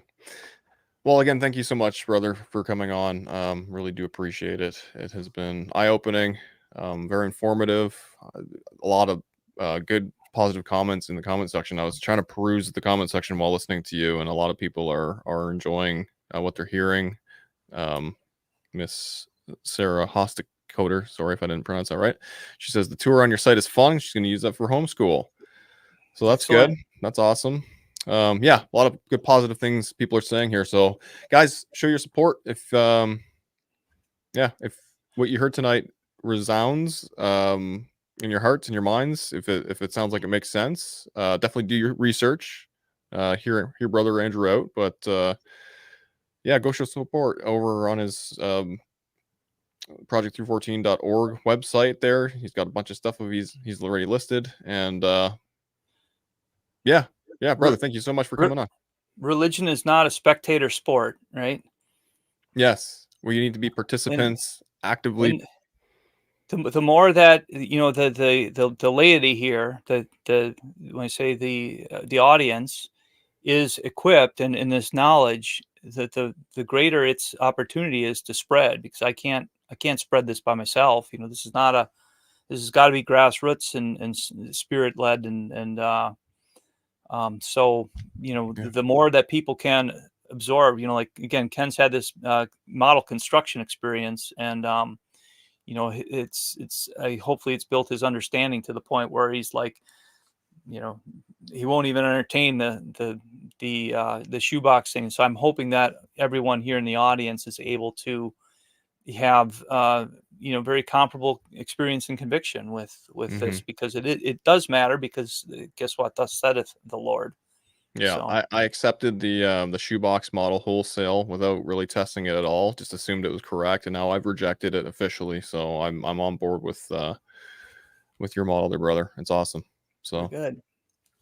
So thanks again, my friend. Appreciate you. Thank you so maybe much we'll have for you on having me. again if you're interested. Maybe we'll have you on again one of these days. Sure thing. And all the best to you, brother. I wish all the best for you in your endeavors with this, and may Yahweh bless you with this. Thank you, sir. Thank you, and may you be blessed in your endeavors as well. Thank you, brother. And thank your audience as well. So, okay, shalom, brother. All right, shalom. Thank you guys so much for joining me this evening. I appreciate you so much. All the moderators who were in the live chat taking care of business there. You guys are awesome. I love you. Thank you for the Be Good at Broadcast new membership there. Really do appreciate that. Guys, I'm going to be having brother Jeremy McGarry on this Wednesday. We're going to talk about the recent solar eclipse and his research and visual recordings of what he was able to capture during that event. And I think what he's going to present on Wednesday is going to be pretty eye-opening. So please do join me and him for that live stream this Wednesday.